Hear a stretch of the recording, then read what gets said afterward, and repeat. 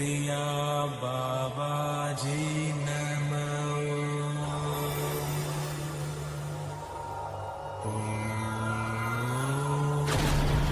Kriya Babaji Namo.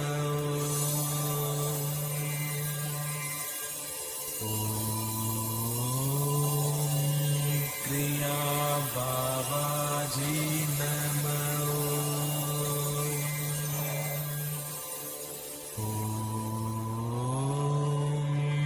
Kriya Babaji Namo.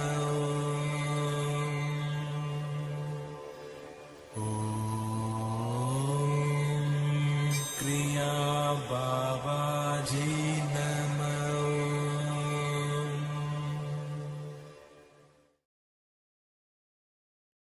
Welcome to our May 7th Kriya Yoga Q&A live stream here at the Kriya Yoga School. We have a bunch of great questions that our members sent in.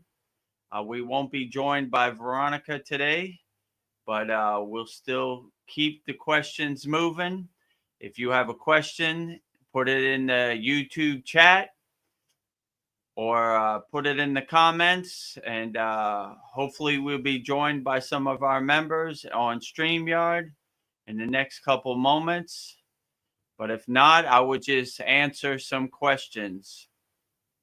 So I will have to take care of everything myself.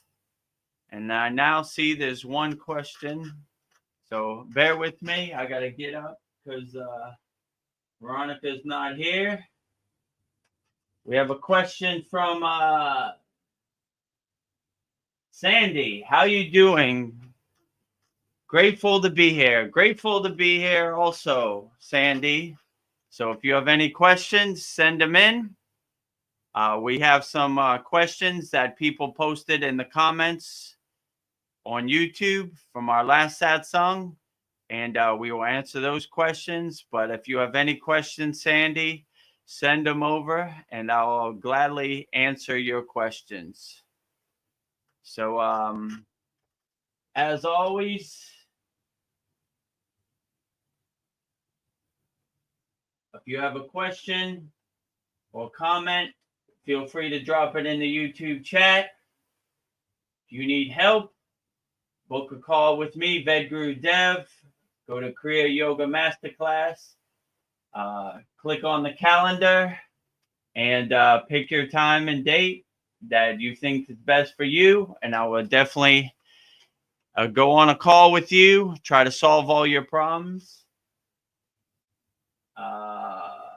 If you want some framework, you have no knowledge of what Kriya Yoga is and what are the 5 folds of Kriya Yoga, go to kriyayogashop.com.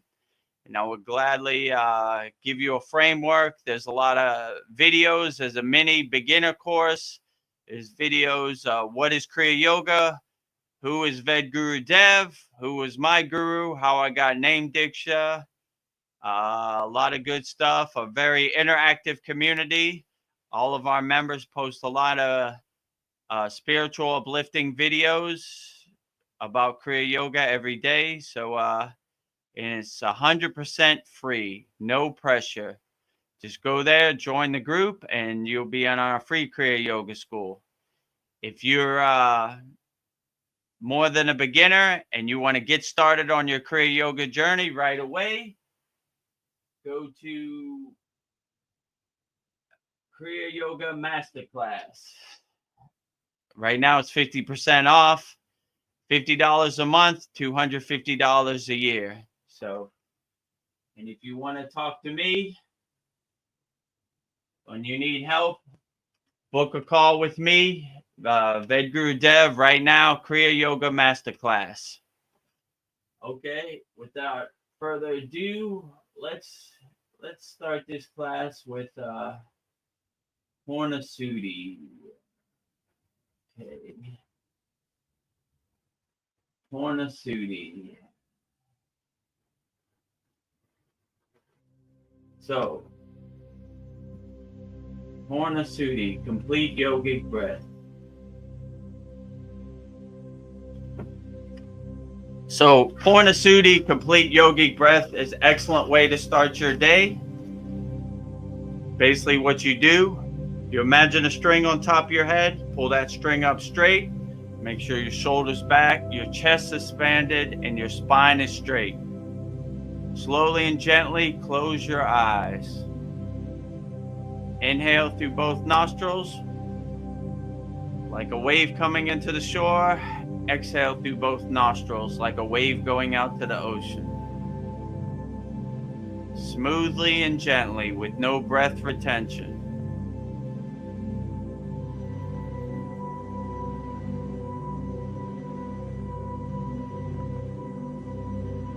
If a thought comes into your mind, just witness it, acknowledge it, detach, and let it go. Be aware of your breath, be aware of your body.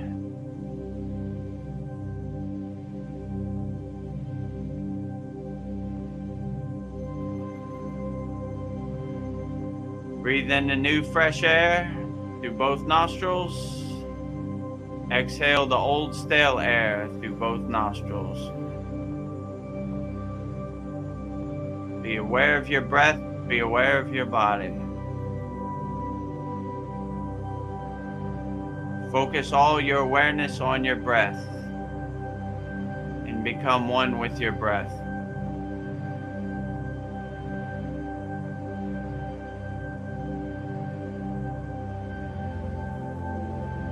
A few more breaths.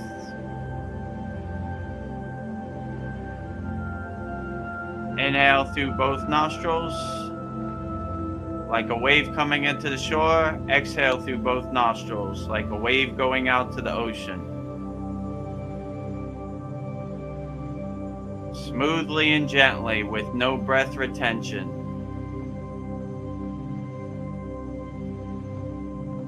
Become one with your breath. If a thought comes into your mind, just witness it, acknowledge it, and detach, let it go. Bring all your focus, your awareness onto your breath. Inhale through both nostrils, the new fresh air. Exhale through both nostrils, the old stale air.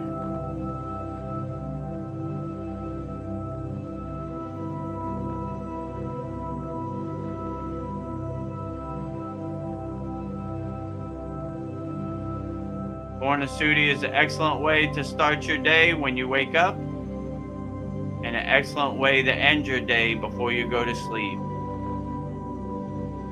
Calming your mind, calming your body, letting you transition into sleep in a peaceful, calm state.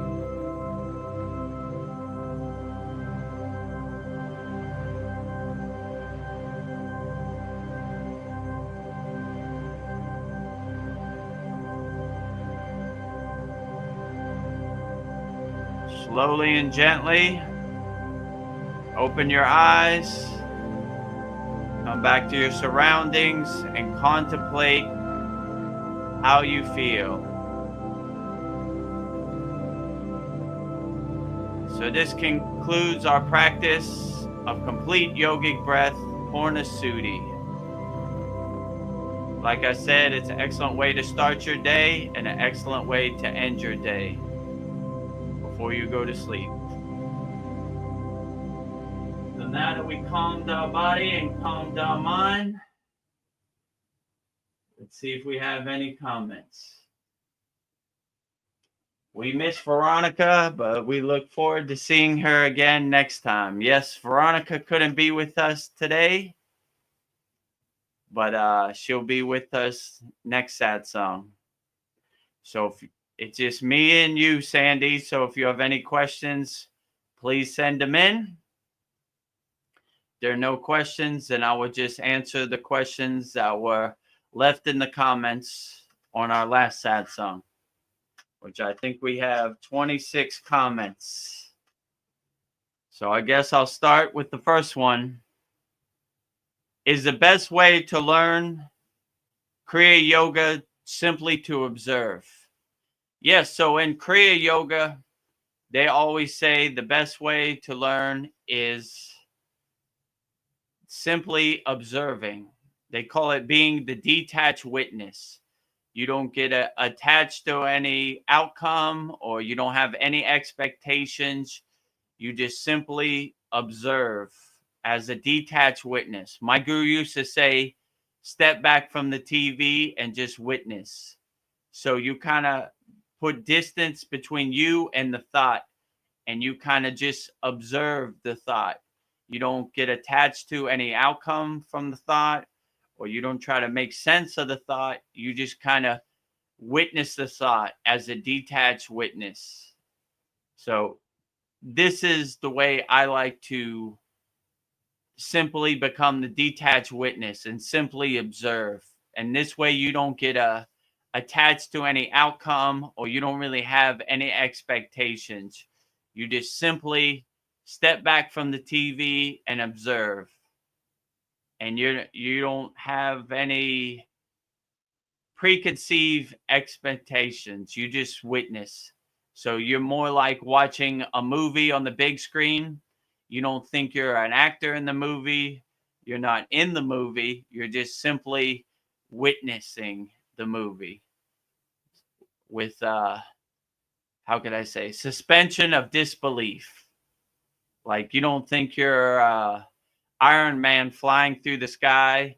You just are witnessing the pictures go by. So if you could do that with your thoughts, just simply observe your thoughts as a detached witness, then you don't really have any expectations, or you can't be disappointed because you have no expectations. So you just simply step back from the TV and observe. So I would say, in my perception, the best way to practice Kriya Yoga is to witness your thought, not to get attached to your thoughts. Just become the detached witness of your thoughts. That way you have no expectations. You're not disappointed by the outcome because you have no expectations. So you can't be disappointed. So in my perception, this would be the best way to practice Kriya Yoga and overcome your thoughts and overcome your suffering. Just kind of witness your thoughts or your suffering and just laugh at the movie like the comedy show, like the joke the movie is, with no real expectations. You just kind of step back from the TV and become the detached witness. So this would be my best perception of how to practice Kriya Yoga and how to overcome your thoughts. Just simply observe your thoughts. So that was the first question. I hope that answered your question in the comments from the last Satsang. Next, we'll go into the second comment. So let me take this comment off the screen. And let's see. We'll put that up there. Okay. So if you have a question, just put it in the YouTube comment, and I will gladly answer all of our. I think I just saw a question come up. Okay. Let's see what we got.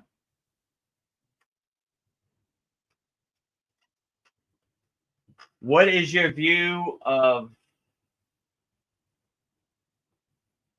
I don't know what that means, social media while on the path? Deactivated Facebook today, as I've done on occasion through the years, but this time it feels like it might stick. Free. Yeah, so if you're not attached to social media and you kind of look at it like the entertainment it is, it really can't affect you. Like I was saying before, if you just laugh at Facebook like the comedy show, like it's what did my guru used to say? It's like monkeys throwing poop on each other. You just laugh at the monkeys fighting each other over different narratives or different outcomes. You really can't get attached to it. So if you look at Facebook like entertainment, like the comedy show it is, it really can't affect you. Now, if you start going down these rabbit holes and you start attaching to it and you start getting into shouting matches and you start enjoying the monkey throwing poop on each other, then maybe it's better to deactivate it. If it doesn't help you in the present moment, then really, do you really need it? That's always the question my guru always said to me. He said, do what uplifts you in the present moment, and stuff you have no control over, it makes no sense to attach to it at all. So you should make doing your inner work and uplifting yourself the first priority. And if you have a couple minutes for some mind candy and you want to look at your timeline on Facebook or Instagram or YouTube, then it's okay. But if it starts consuming your day and it starts becoming a priority in your life, and you start liking the social media slot machine more than you should, I would compare it to like eating sugar or eating candy. If you do it in moderation, like, all right, I did my inner work, I got a couple spare moments for some mind candy on social media, it's okay. But if you are consumed by that mind candy, that social media slot machine every day, then it's probably better to let it go and focus on things that could better serve you in the present moment. Like I always say in every Satsang, who cares what Kim Kardashian wore to the Grammys? How does that serve me in the present moment? How does that uplift me in the present moment? And if you really become the detached witness, you begin to see that it doesn't serve you in the present moment. So all this mind candy and the social media slot machine that is out there, it's just better to let it go, and become, like I said before, the detached witness and separate yourself from it. Like, how does this serve me in the present moment? What the president of the United States is doing, what Kim Kardashian wears to the Grammy, what the football score was last night, who won the basketball game. You begin to see it doesn't really serve you in the present moment, that it's just distractions that stop you from doing your inner work. So if you could see it like that, then you could really begin to overcome. And if it's not necessary and you come to the decision that it doesn't serve you in the present moment, then it's better to just deactivate your Facebook page. So once you come to the realization, like, how does social media serve me in the present moment?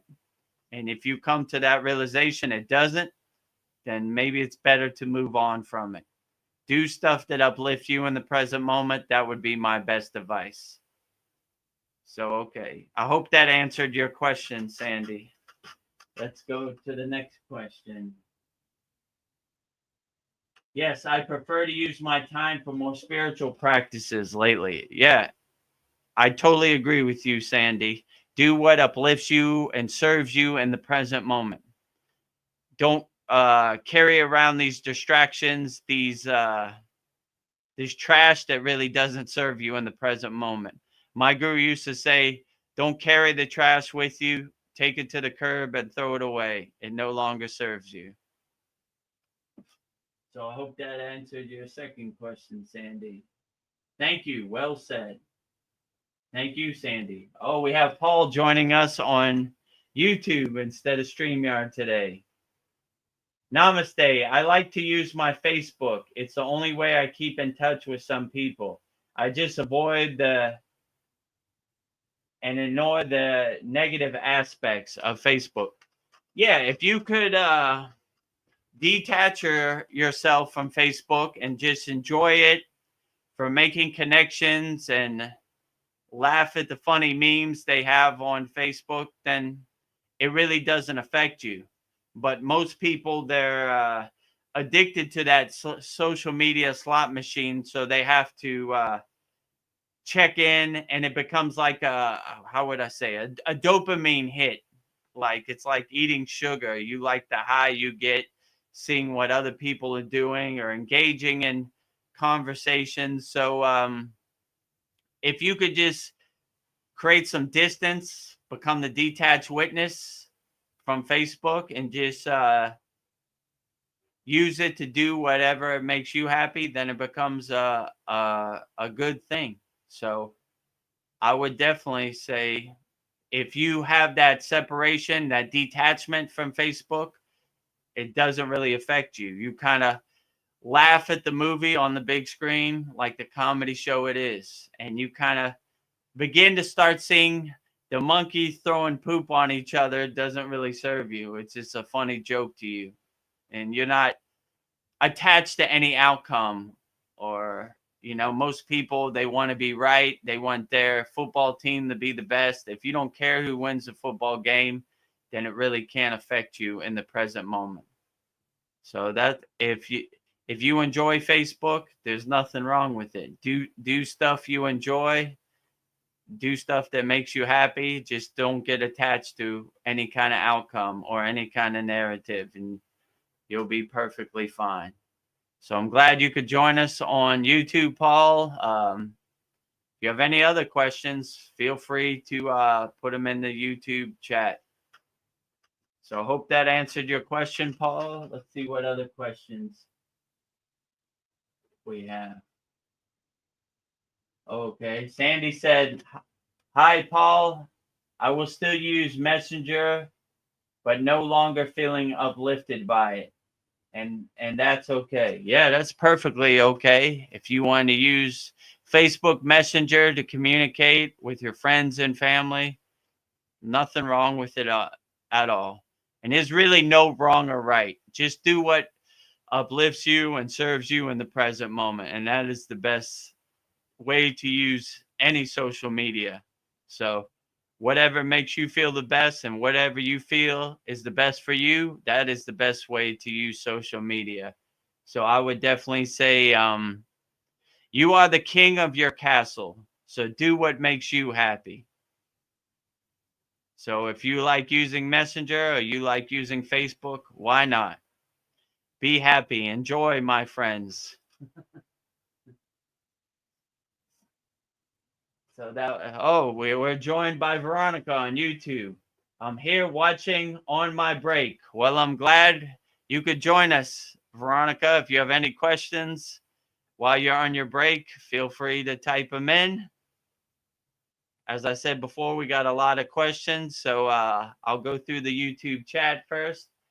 Anybody who's watching this live on YouTube, feel free to put whatever question you have. It doesn't have to be about Kriya Yoga. It could be about anything. We answer all questions.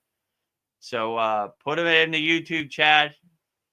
It'd be my pleasure to answer all your questions. So I'll go to the next question. Hi, Vero, Jean, and all. Vero, Jean is Veronica. So hello, Veronica. Glad you could join us on your break.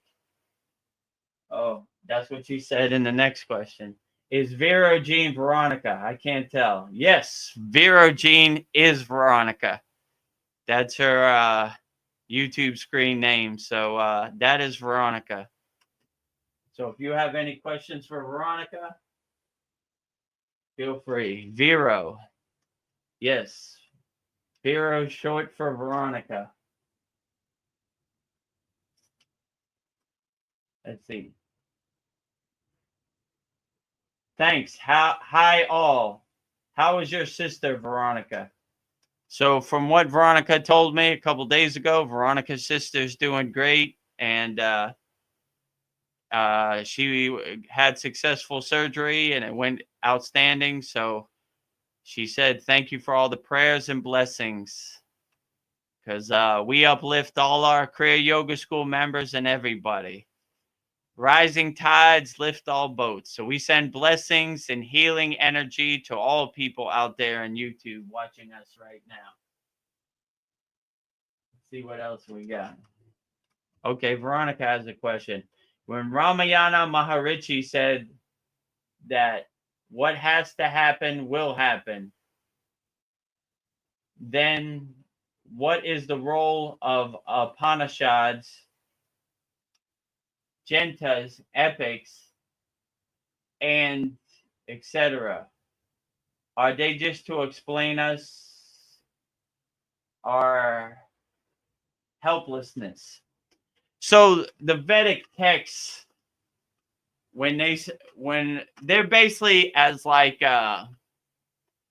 confirmations or breadcrumbs, to help uplift you or help you see the meaning behind the stories, right? Like how these enlightened beings learn from the stories or the adventures they went through. So the Upanishads and the epics and the Vedic texts are all kind of a roadmap or story to help uplift you in your spiritual journey. So if you could see like Shiva or different deities went through the same thing you're going through, then it kind of gives you like a blueprint or like a roadmap or like breadcrumbs for you to help uplift you. So, but I wouldn't get too attached to it. My guru used to say, don't get attached to the stories. We're making our own story. We're having our own adventure.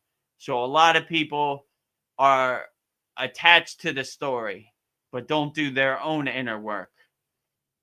If these stories could help uplift you and you could see the meaning in the story and apply it, integrate it into your daily life, then these stories are good. But if they don't resonate with you, then there's no need to have it. When I got on the path of Kriya Yoga and I got initiated, I did every single Kriya, every single asana, every single pranayama, every single meditation, mantra japa. I wanted to learn as much as I could. So once I learned thousands of Kriyas, I could really start to craft my own sadhana and integrate the Kriyas that really resonated with me into my daily sadhana, into my daily practice. So I begin to see like some of these Kriyas might work for other yogis, but they don't really resonate with me. So I would take the Kriyas that really resonated with me and I would integrate them into my daily practice. So I would say the same thing. Any of these stories that resonate with you, it's good to put it in your toolbox. It's good to put it in your pocket. Maybe it can uplift you later, but I would really focus more on doing your inner work and doing what serves you in the present moment. These are good stories for around the campfire, but I wouldn't really make them a priority. It's like watching a movie. You watch the movie, and when the movie's over, you go back to your daily life. So these stories are basically interesting stories to pass time around the campfire, but I wouldn't get too attached to it because my guru used to say, write your own story. These are good for other enlightened beings, but if you're not those enlightened beings, it really doesn't have too much meaning. It's just some confirmations of things that are possible. And if you see it like that, then it's good to say like, well, if I do the inner work and I get as far along the path as possible, then who knows where it could lead me. That's kind of how I see it. Like, let's go as far down the path as possible in Kriya Yoga, and let's see how far it takes me. And hopefully, at least I'll have a cool story. So let's see what other comments we got. I hope that answered your question, Veronica. Sandy says, grateful Veronica's sister is doing great. So hearts and prayers and blessings out to Veronica's sister. We wish for her speedy recovery. Doing well. Okay, yeah. And Veronica says, my sister is doing great. So outstanding. Glad to hear. Okay, we got another question from Veronica. Did Bhagawan Shiva, Sri Rajni, change his name to Osho? Yes. So Sri Bhagavan means like God, or like how could I say, like the incarnation of God. So Sri Rajneesh, I think that was his original Indian name before he changed his name to Osho. So that was his name before. I'm not too familiar with Osho and his past. I know a couple things, but yeah, from my understanding, Bhagawan Sri Rajneesh was Osho, his name before he changed his name to Osho. And this is normal for people. You get what's called mantra diksha, which that's why my name is Vedagurudev. So on my driver's license, it doesn't say Vedagurudev. So when you become reborn on the spiritual path, you get a new name, and it's called mantra. It's called name diksha. What I say, mantra diksha? I mean, that's something different. So you get name diksha. So my name was given to me by my guru, which is Swami Vedananda. That's why my name starts with Ved, because it's basically Vedananda is co-signing me. So anybody that I tell my name diksha to, they would understand, if they knew who my guru was, that this is a devotee, a disciple of Swami Vedananda Saraswati.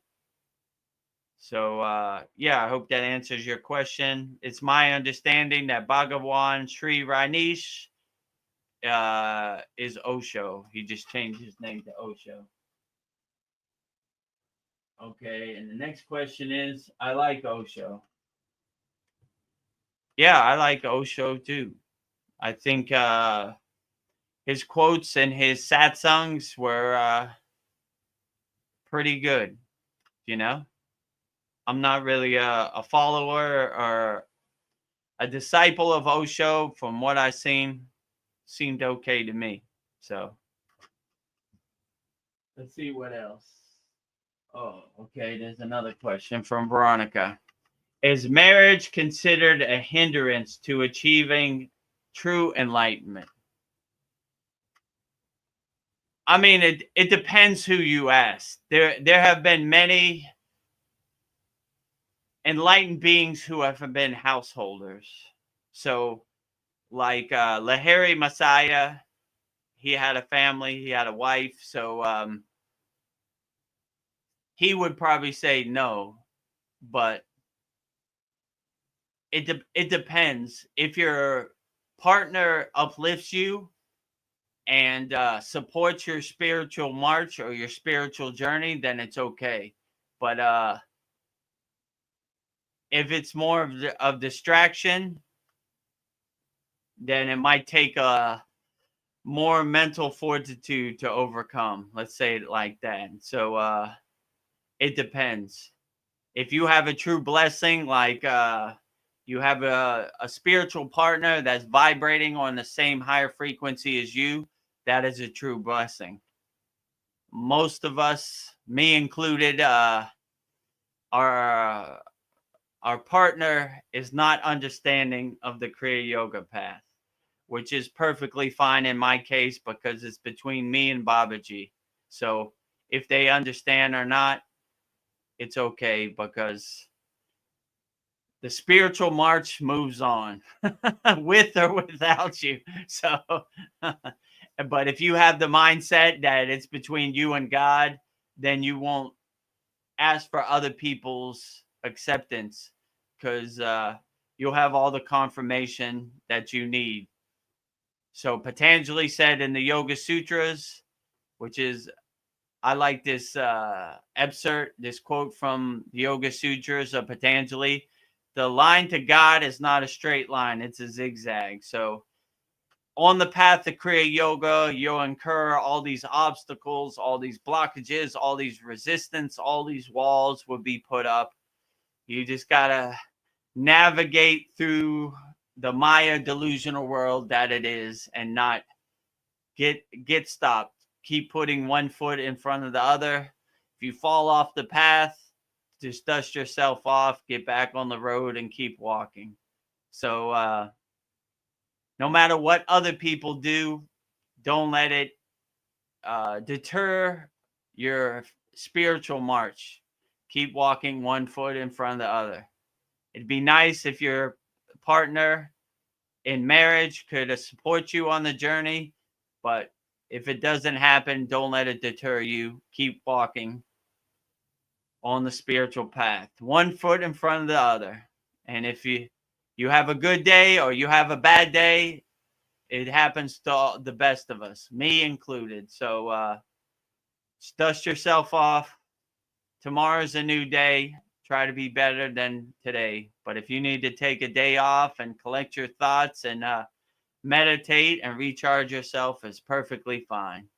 But don't let anybody steal your energy or become an energy vampire. Try to be around people that uplift your spiritual energy, I would say. But it's hard out there, because finding somebody who's vibrating on your higher frequency is definitely tough out there in this Maya delusional world. There's a lot of low frequency beings. There's not a lot of higher frequency beings. So finding a female counterpart that can uplift you is a difficult task for a lot of us. And if you have that person who uplifts you and supports you on your spiritual journey, cultivate that and enhance it, because it's rare. Even Vedagurudev don't have that in his life. But it's okay. All I need is me and Babaji, and we're okay. If you want to come along for the ride, great. If you don't, that's perfectly fine too. So hopefully that answers your question, Veronica. Is marriage considered a hindrance to achieving true enlightenment? So we'll go to the next question. Okay, Sandy has a question about this. Marriage or relationship, IMO, can be the greatest teachers, including both the toxic and healthy ones, and having experienced both types, I prefer the more healthy one. Yeah, I would agree with you, Sandy.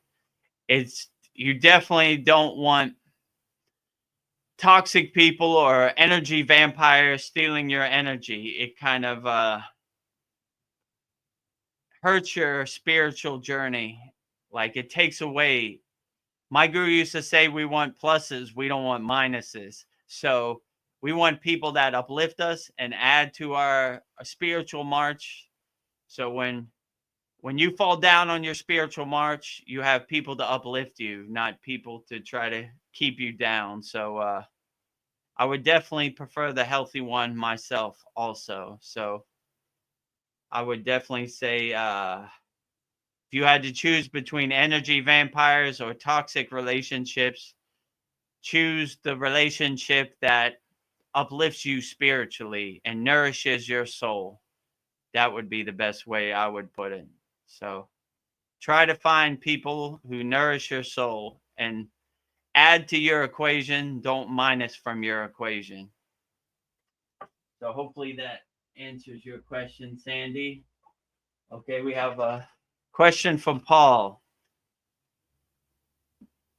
Do you think what we do in the present changes or creates a new past?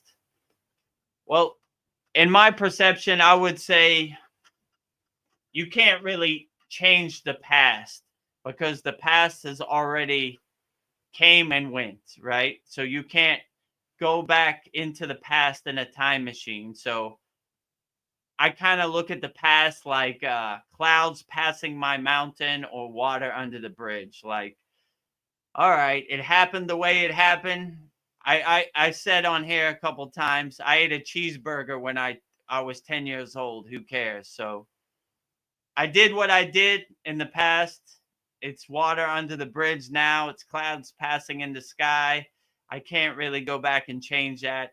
So I try to be better, like you said, in the present, and learn from my mistakes and kind of observe my mistakes and say, I don't want to do that again, So I try to make it a habit in my daily life before I go to bed. I try to observe the the day that just passed, and I say, well, I could have did that better. Oh, I wasn't too proud of that. I'm gonna try to do better tomorrow. So every day when you wake up, the slate is wiped clean, and you could start off better and learn from your mistakes. So whatever happened to my guru, how would he say this? He would say, the future is imagination. The past is this memories. We stay anchored in the present moment. So we don't get attached to really what we did in the past or what's going to happen in the future. We try to be the best person and help as many people as we can in the present moment. So that would probably be my best advice. Just do the best you can in the present moment. And whatever you did in the past is water under the bridge. It's clouds passing in the sky. Can't really go back and change it in a time machine and happen the way it happened. Just try to be a little bit better every day. And that would probably be my best advice. Be the best you can in the present moment. And don't really attach to what happened in the past or what's going to happen in the future, because you really can't control it. It happened the way it happened, and just try to be the best you can in the present moment. And that's really all you can control. Being the best person you could be in the present moment, I would say. So hopefully that answers your question, Paul. Let me see. Okay. Veronica has another question. Money and all needs taken care of true love, your soulmate, which do you choose? Money and all needs taken care of true love, which do you choose? Sorry, I'm having to squint because I have the super bright light in my face, so it's hard to read the comments. Money, well, I don't know. I come from a Himalayan yogic perspective, and we never talked about money. It wasn't even a thing. Like, we never thought about it. It never came up in conversation.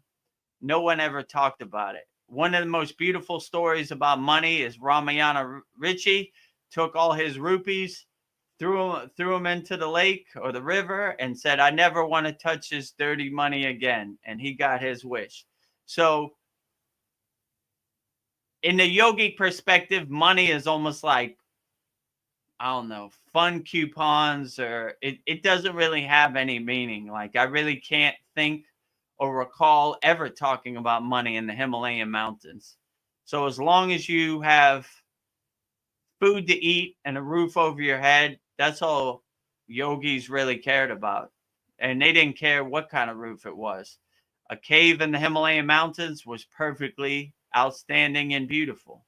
So, yeah, and long as those needs are met, they didn't really need anything else.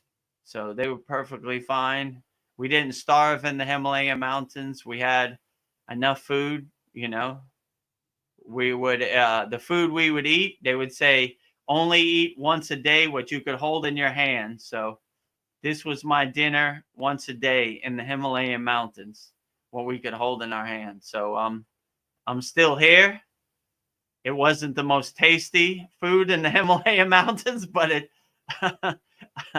I didn't starve to death. Let's say it like that. So I'm still alive. So you'd be surprised once you stop detaching from things you think you need and start realizing you have everything you need inside you as you, then you'd be surprised how good you could overcome And if you're not really attached to the marketing that you see on TV or the marketing that's everywhere, or these psyops or these subconscious messages, subliminal messages, then you really can't be affected by the marketing. Because if you realize happiness is inside you as you, somebody trying to sell you happiness, you kind of laugh at them because they're selling you something that they don't even have. So when people try to sell me, this will make you happier, this iPhone will make you happier, this car will make you happier, this house will make you happier, I kind of laugh at them, because if you carry happiness inside you as you won't even look for it.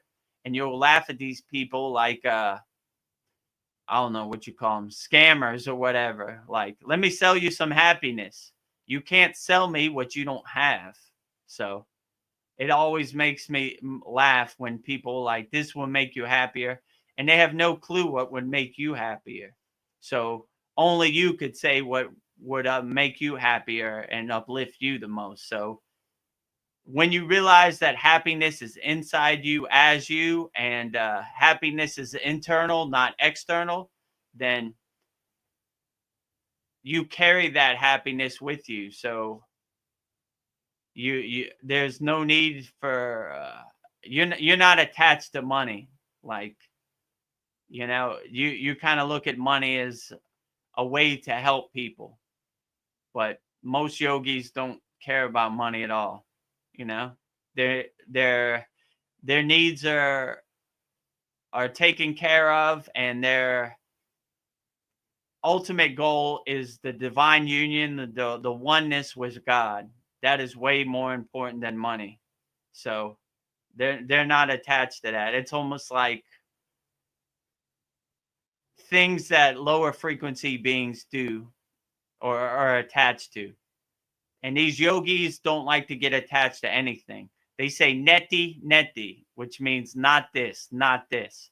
So they don't even attach to their physical body. So they look at their physical body as like a car driving their soul around, or like a meat suit driving their soul around. So they look at it as like changing clothes. So if you're not attached to your own physical body, then you're definitely not attached to money. It's almost like a joke to you. It's not necessary. And when you're on the spiritual march, these kind of needs take care of themselves. So you would say, how would you live without money? But there are many examples of, like in Thailand where I live, Buddhist monks every morning at 6 a.m. They come out, they walk barefoot in their saffron robes. They have like a bowl, and they come to you for an offering, and they give you a prayer. So their needs are always met. So they don't worry. It gives them more time to focus on what's more important. And they would say the most important thing is the divine union, the oneness with God. So God has a way. If you surrender yourself to him, then he'll take care of all your needs. So I would choose true love of of God as the most important priority in my life. And from what I see in the yogic spiritual path, that is the most important thing. And the most highly enlightened beings, that's the most important thing to them. So money's not even in their top 20. It's more the divine union, the oneness with God. That is their ultimate goal, I would definitely say. So hopefully that answers your question, Veronica. Now let's go to another question. Oh, I got another. Oh, it's a new person. Practice being. Oh, that's a good name. Definitely practice just being. I would agree with you. What form or variation of Kriya Yoga do you practice? That's a good question. Are there any variations? So I would say I practice what resonates with me, and I do the sadhana that uplifts me, the most in the present moment. So I don't see there's any right or wrong answer. I tell our students in our Kriya Yoga school that practice, do the Kriyas that uplift you the most. Like I was saying in the beginning with Sandy, like I went through all the initiations. I went through all the Kriyas. I learned every asana I could. I learned every pranayama I could, every meditation, dhyana I could, every mantra I could, every song, bhakti, bhajans, kirtans, everything I could. And once I learned as much as I could, then I could really form my own sadhana and integrate it into my daily life. So the best variation of Kriya Yoga is the one that uplifts you in the present moment. So you could really get attached to the different techniques or the different, my football team is better than your football team. But at the end of the day, the best practice of Kriya Yoga is the one that uplifts you and gets you through the day and makes you the best person and helps you help other people and get through the day. So I would say there's no really right or wrong answer. The best form of Kriya Yoga is the one that makes you feel the best. So that would be my best answer. Like, there's no right or wrong answer. The best variation or form of Kriya Yoga would be the one that makes you feel the best. The best form of Kriya Yoga I practice is the 5 folds of Kriya Yoga. Asanas for the physical body, pranayama, secret yogic breath, breath work, dhyana, meditation, mastering the mind, mantra japa. I don't know, over 50 deities. I do mantra japa and puja on a daily basis. And bhakti, which is basically devotion or love for God. So I sing numerous songs from my heart with as much bhava and feeling as I can, from my mouth to God's ear, as I would say. So this is what really uplifts me and helps me in the present moment. But we're all on different levels on our spiritual march or our spiritual journey. So I would say do the variation or form of Kriya Yoga that makes you feel the best and uplifts you the best in the present moment. That is the best form of Kriya Yoga. So there's no right or wrong answer to that. Whatever makes you feel the best, that is the best practice, I would definitely say. Whatever name you want to call it, it's perfectly fine. Do what uplifts you and resonates with you and makes you feel the best in the present moment. That would be the best form of Kriya Yoga to practice. So, okay. Hopefully that answers your question. Practice being. That's a cool name. I like that name. Definitely practice being. And if you want to start practicing Kriya Yoga, or you want to go on a call with me, book a call with me, Vedagurudev, Kriya Yoga Masterclass. We'll go on a call and we'll try to see how Kriya Yoga can help you and uplift you and solve your problems and help you overcome whatever problems you have in the present moment. And if you want 100% free, you can discover the secrets of Kriya Yoga 100% free. Kriyayogashop.com. Join our group. All of our members post great Kriya Yoga videos daily. We have beginner classes in there. We have videos about what is Kriya Yoga, what are the 5 folds of Kriya Yoga, who is Vedagurudev, how I got the name Vedagurudev, who is my guru, what is my parampara, what is my lineage. All that is available there, free Kriya Yoga. And yeah, you could ask me questions and it'll give you a beginner framework of what Kriya Yoga is. So there's some beginner minute courses that give you a beginner example of how to start practicing Kriya Yoga and how to integrate Kriya Yoga in your daily life. And if you're ready to upgrade to our paid Kriya Yoga school, go to Kriya Yoga Masterclass. You could book a call with me. You click on the link, book a call, a calendar will come up, pick up the best time and date for you, and go on a call with me. And we'll see if you're a good fit for practicing Kriya Yoga. And we would love to have you join our Kriya Yoga School Masterclass. And we have a weekly Saturday class where we learn two techniques every week. And you have full access to me. You could ask me questions in real time. You could come on the screen. I'll try to answer all your questions. You have access to our Satsang, so you could come on the screen on our Satsangs. We do every full moon and new moon bi-monthly yagnifiers. So all of our members send in their request, everything they want burned, all their health problems, all their financial problems, family problems, mental problems, whatever problems you have. It'd be my pleasure to burn them up in our holy fire ceremony, our yagna ceremony. So yeah, but no pressure. I'll let you decide which path is best for you. But if you resonate with Kriya Yoga and you like the things I'm saying, then try out our free Kriya Yoga school. If it uplifts you and makes you feel good, then come to our paid Kriya Yoga school.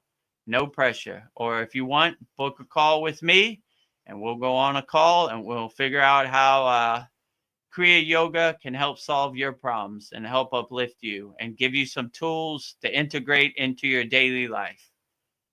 So yeah, I'll say that. Okay, now let's get back to the questions.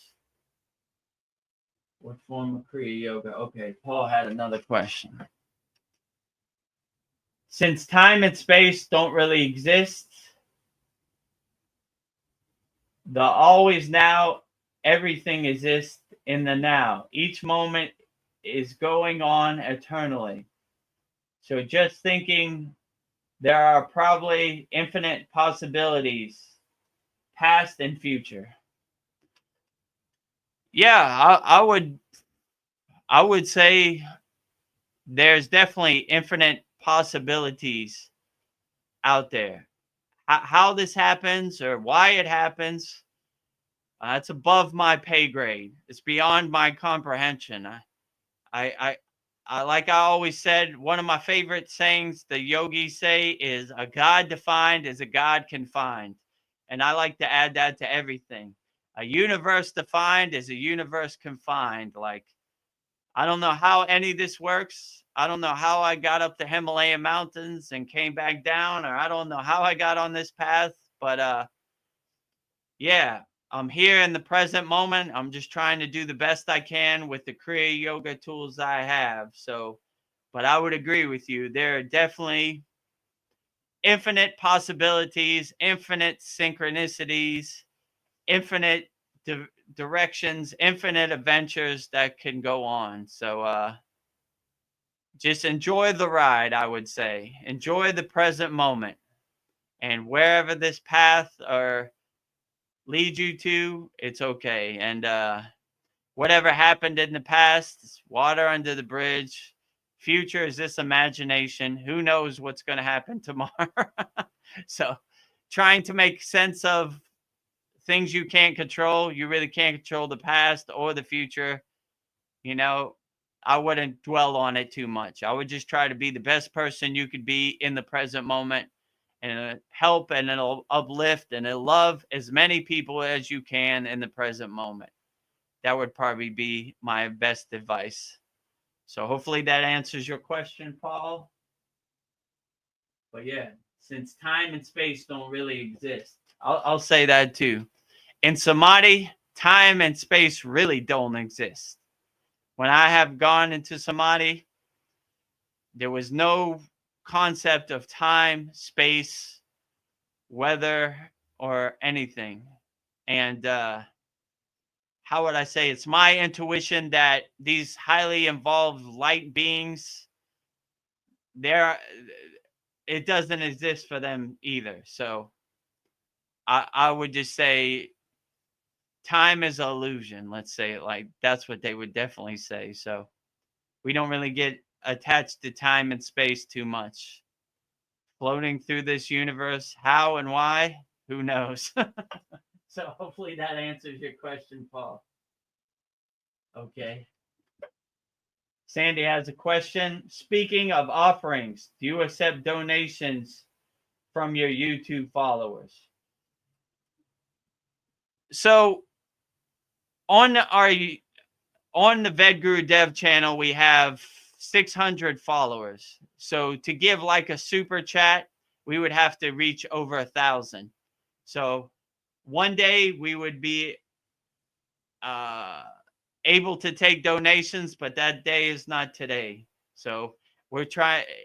Anybody who's watching this out there, subscribe to our channel so we can get over 1,000 members. So Sandy could give us a super chat or a donation, or our channel could be monetized. That'd be great. But if you want to give an offering or a donation, the best offering would be to join the Kriya Yoga School Masterclass. And you will be helping us, and we will be helping you. So you would have 24 hours a day access to me, and that would probably be the best way to give a donation, or just be the best person you could be in the present moment. That would be the best donation you could give to Vedagurudev or the Kriya Yoga School Masterclass. So if you want, join the free Kriya Yoga School.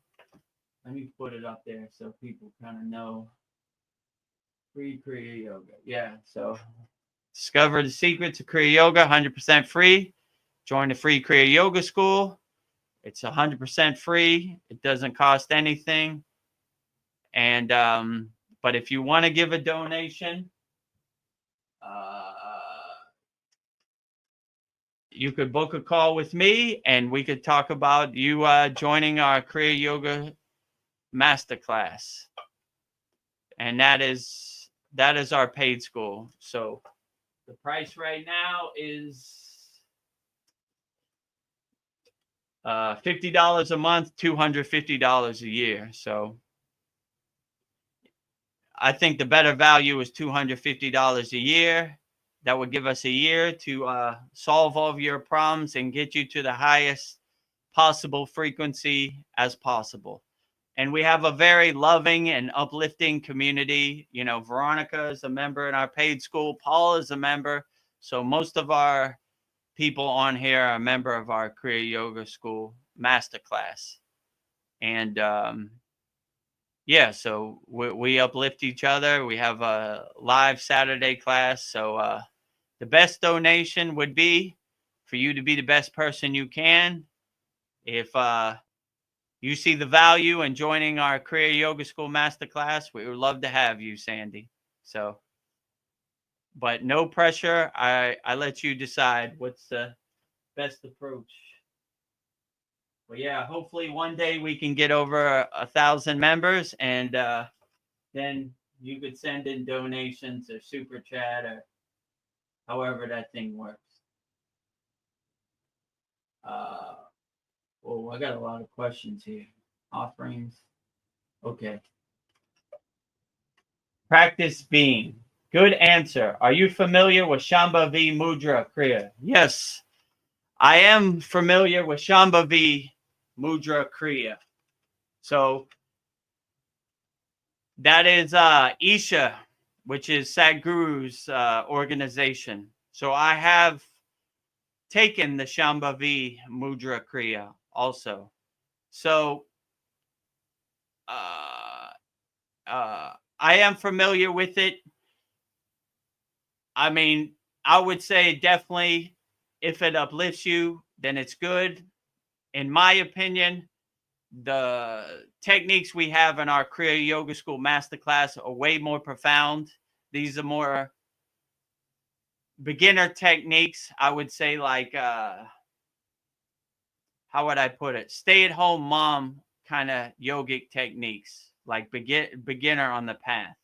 Like, in my personal opinion, and I'm biased, keep that in mind, I would say in our Kriya Yoga School, we have way 10 times more profound techniques in Shambhavi Kriya. But I wanted to know what is the best technique. So I took all these classes with Sadhguru. So I know exactly what Shambhavi Mudra Kriya is. But it's not the end all be all. Like, it's not going to get you to enlightenment. These are more basic techniques for people who are starting zero on the path. But I would say, no judgment. I would say if it works for you, then it's a great Kriya. If it doesn't uplift you or doesn't get you where you need to go, then maybe you should shed it. I would say in my personal practice, I have 100 times more better Kriyas that uplift me. But that's just my personal preference than Shambhavi Kriya. I know it. I practice it. I went through the program with Sadhguru Shambhavi Kriya. But I would say, in my personal opinion, you would get way more value by joining the Kriya Yoga School Masterclass than you would by practicing Shambhavi Kriya. And Shambhavi Kriya, it's not like Sadhguru is showing you in live time or answering these questions. It's a pre-recorded video, and Sadhguru is not even doing the Kriya. It's one of his disciples or devotees demonstrating. But it's,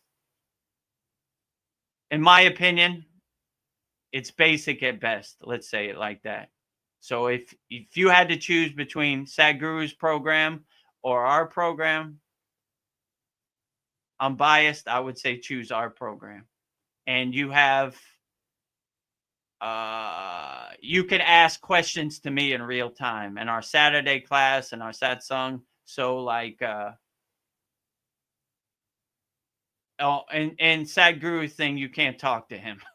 You can't talk to anybody. It's just a pre-recorded video. So, and it's like, once you watch it once, you can't watch it again. So it's all of our videos, all of our classes, you could watch on demand over and over. Like, we have like a mantra classroom, a pranayama classroom, a meditation classroom, an asana classroom, a mudra classroom.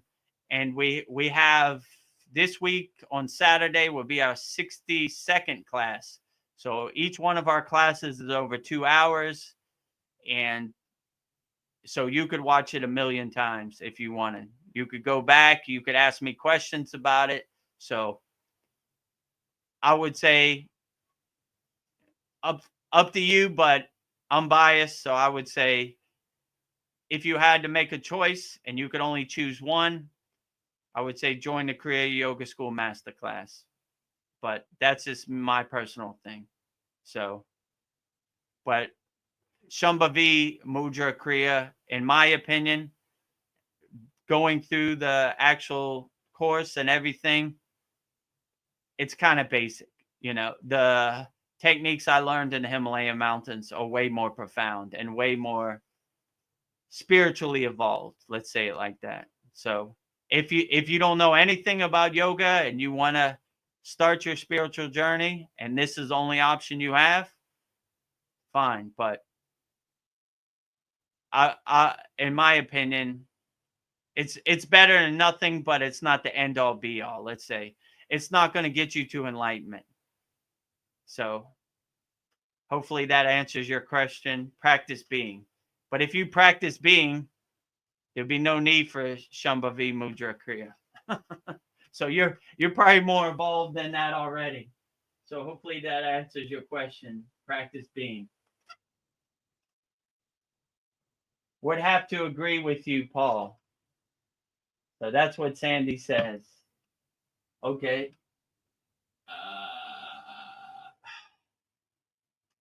Okay, Paul, here's Paul's next question.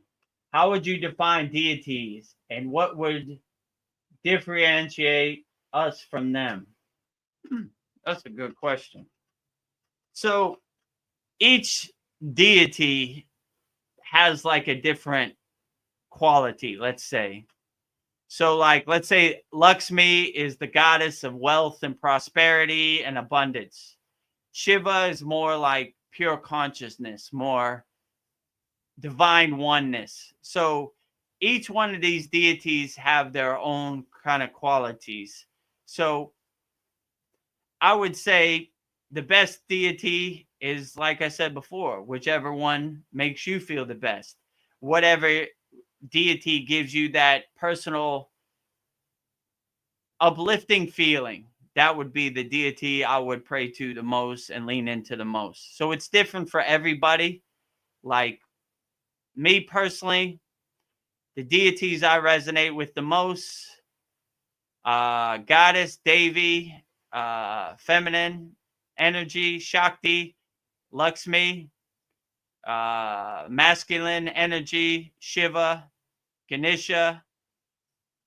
I mean, I like them all. Vishnu, Narayana, Krishna, Devi, Saraswati, Gayatri, Lakshmi, Kali. I'm missing a lot of them. Maruga. I like Maruga also. So, and Kriya yogis, all of them, you know, like I like all Sitas, all Kriya yogis. They're all greatest. But my puja, daily puja, is a long process. You know, I think I have too many deities, but my guru would say you can never have enough deities. So most of these yogis, their whole practice is bhakti and puja and devotion to deities all day, from sun up to sundown. So, and what differentiates us from us? I mean, I would just say they will learn the higher truth. They become highly involved light beings that can exist on a more harmonious, peaceful, higher plane that's beyond our comprehension. So maybe some of them have been in our situation in the physical 3D world and have evolved from that. I mean, some would say that Babaji was a physical person at one time, 2,000 years ago, and he reached his golden light body through his sadhana. So I would say that would probably be what differentiates them from us, but I have no direct knowledge and I can't say yes or no. This is just my opinion. Like, I'm just using my intuition to come to this conclusion, but I could be wrong. Like, I have no direct knowledge of how they are different from us. I would just say they exist on a different dimension that's probably beyond our comprehension. So I would just say they've reached a state of being, a state of light that it's hard for us to reach in this 3D physical world without super intense tapas, which is intense yogic practice and intense meditation, intense pranayama. So can we reach that state one day? I don't know. Let's see.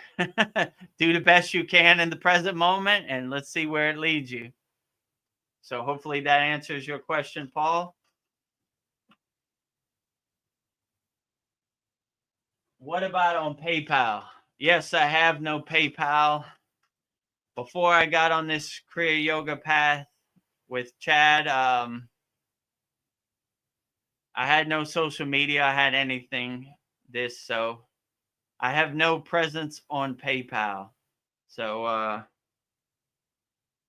don't know. Tell your friends to get us over 1,000 subscribers. At Vedagurudev is the channel, and we need 400 more. And Once we get over 1,000, I guess we can. But yeah, it's, how could I say? If you want to give the best donation, be the best person you can. If you see a homeless person, give them our donation. Uplift people, help people. That is the best donation of all, I would say, Sandy. But I appreciate your monetary donation. But if you want to give a donation at this point, just be the best person you can. And hopefully we'll reach over 1,000 subscribers. Then I guess we could talk about that. So save your money, and when we get over 1,000 subscribers, then you could give a super chat or a coffee, or I'm not even sure how it works. But and in the present moment, just be the best person you can. And if you see somebody in need, give them our donation. That would be the best use of our donation. Let's say it like that. But yeah, no PayPal presents. Whoa, I didn't know I had this many comments. A lot of comments today, but all great. Anybody on YouTube, send them over. We got a lot of time. Oh, let me change that to Paul's comment. Paul says, sorry, I don't have a lot of questions. I'm adopting the philosophy of happy, happy, happy. And for those that don't know, that's what my guru always used to say when I have questions. I would ask him profound questions, and he would look at me and go, happy, happy, happy, in his Yoda kind of way. Yoda yoga. Yoda yoga. Yeah, same thing. That's interesting. So yeah, he would mostly say stuff like short and sweet, happy, happy, happy. So Paul is adopting that philosophy, happy, happy, happy, which is a beautiful philosophy to have, Paul. This might be the shortest satsang ever without your truly sidekick, Veronica. Laugh out loud. Yeah, usually Veronica is able to click on the comments on YouTube, and she has a lot of questions herself. So these satsangs go a lot smoother with Veronica. But hopefully we can have Veronica next week. We miss you, Veronica, and hope to see you next week. But I understand life calls, and sometimes your schedule doesn't match with the satsang schedule, but it's all good. We do the best we can with what we got right now in the present moment. Okay, practice being. Just joined. Your sincerity and authenticity is seen very clearly. Well, I appreciate that, practice being. Let me know where you just joined, the free Kriya Yoga School or our paid Kriya Yoga School, but you're more than welcome at either one. So yeah, I try to be as authentic and sincere as possible, and to speak from my heart. Like, I don't have all the answers, you know. I'm just trying to feel my way around the dark on this Kriya Yogic path, like all of us. But I appreciate you joining, I guess, our free Kriya Yoga School, and look forward to help you overcome whatever problems you have. And for those people that want to join, like practice being, let me see. There it is. Discover the secrets of Kriya Yoga, 100% free, kriyayogashop.com. And you'll see a join the group button. Put in your information and you join our group, and you'll see all of our members post. Man, they probably post like over 20 videos, probably more per day. And yeah, we have good classes in the classroom. Beginner, how to practice yoga in a chair, how to do Hamsa meditation, which is a very profound meditation, how to do some basic asanas. Most people are scared of asanas, like I can never do that. But we have an asana called the corpse pose, Shavasana. You just lay on your back, spread your arms and your legs, and just kind of melt in the floor in deep relaxation. Anybody can do it. So don't be scared of Kriya Yoga. It's easy. Anybody can do it. And anybody can meditate. And anybody could breathe pranayama. So Kriya Yoga is for everybody. No matter what your age, no matter what your gender, no matter what your race, no matter what your country, Kriya Yoga for everybody. So we're trying to help as many people as we can worldwide with Kriya Yoga. So if you're one of those person, try it out. See if Kriya Yoga resonates with you, 100% free. And if you want to learn more advanced techniques or really start practicing Kriya Yoga, we have our Kriya Yoga Masterclass. So basically, I would suggest you book a call with me, go to Kriya Yoga Masterclass. There's a red button. It says book a call.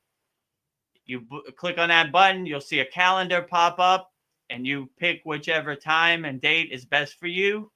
And then I'll go on a call with you, and whatever you need to overcome, whatever problems you need to solve, we'll see if Kriya Yoga can help you out with that. So give it a try. If you need some help, feel free to book a call with me. It's 100% free, costs no money. I'll get on a call with you, me personally, and we'll try to overcome your problems in real time. So book a call with me, kriyayogamasterclass.com. Now, back to the questions. I forgot what, we got Donnie on here now too. Okay. I lost, okay, just join. Oh, we got Mariana. Hi, beautiful people. Just finished my sadhana. Outstanding, Mariana. Yeah, so I got your message about your father, and this Saturday we would definitely be sending all our collective prayers to uplift your father. And I thought that was a pretty good idea. Like when we start our weekly class, we're going to pray for all of our members and all of their family members. So anybody that has any health problems or any problems they're going through, send them to us. We usually burn that up in the Yagna Holy Fire every full moon and new moon, but I think let's do it every week. So let's keep burning all those problems. Let's keep praying for all those problems. And until all of our family members are feeling better and healthy, we'll keep praying forever. So, yeah, so all the best to your father, Mariana. This Saturday, we would definitely start after Purnasudi, praying for everybody. So any of our members, as a benefit for joining our Kriya Yoga School Masterclass on our Saturday weekly class, we'll pray for all your family members. So if you have any problems, send them in, or you could go live on StreamYard and you could say it, and we'll definitely how would they say? Rising tides lifts all boats. So we want all of our members, all of their family, everybody worldwide to be healthy and happy. So collectively, we will pray for all of our members every Saturday, starting from this Saturday's class. So whatever problems you have, send them in. Okay, what's the next question? Practice being. I made a promise never to monetize my YouTube channel. Thank you for the value you're providing, free of cost. Yeah, no problem. We want to give as much value and help as many people as possible. That is really the true goal. I'm definitely not doing this to make money or become a millionaire. I'm doing this more to help as many people with Kriya Yoga as possible. So You know, like the only reason to monetize the channel is to if somebody wants to give a donation from their heart, fine. If not, keep going. But that's not really the end goal of any of this. The end goal is to help many people and uplift as many people as we can with the practice of Kriya Yoga. So I was helped by the practice of Kriya Yoga, so I want to play it forward and help as many people as possible. So that is my mission, to serve Babaji and help as many people through the practice of Kriya Yoga as possible.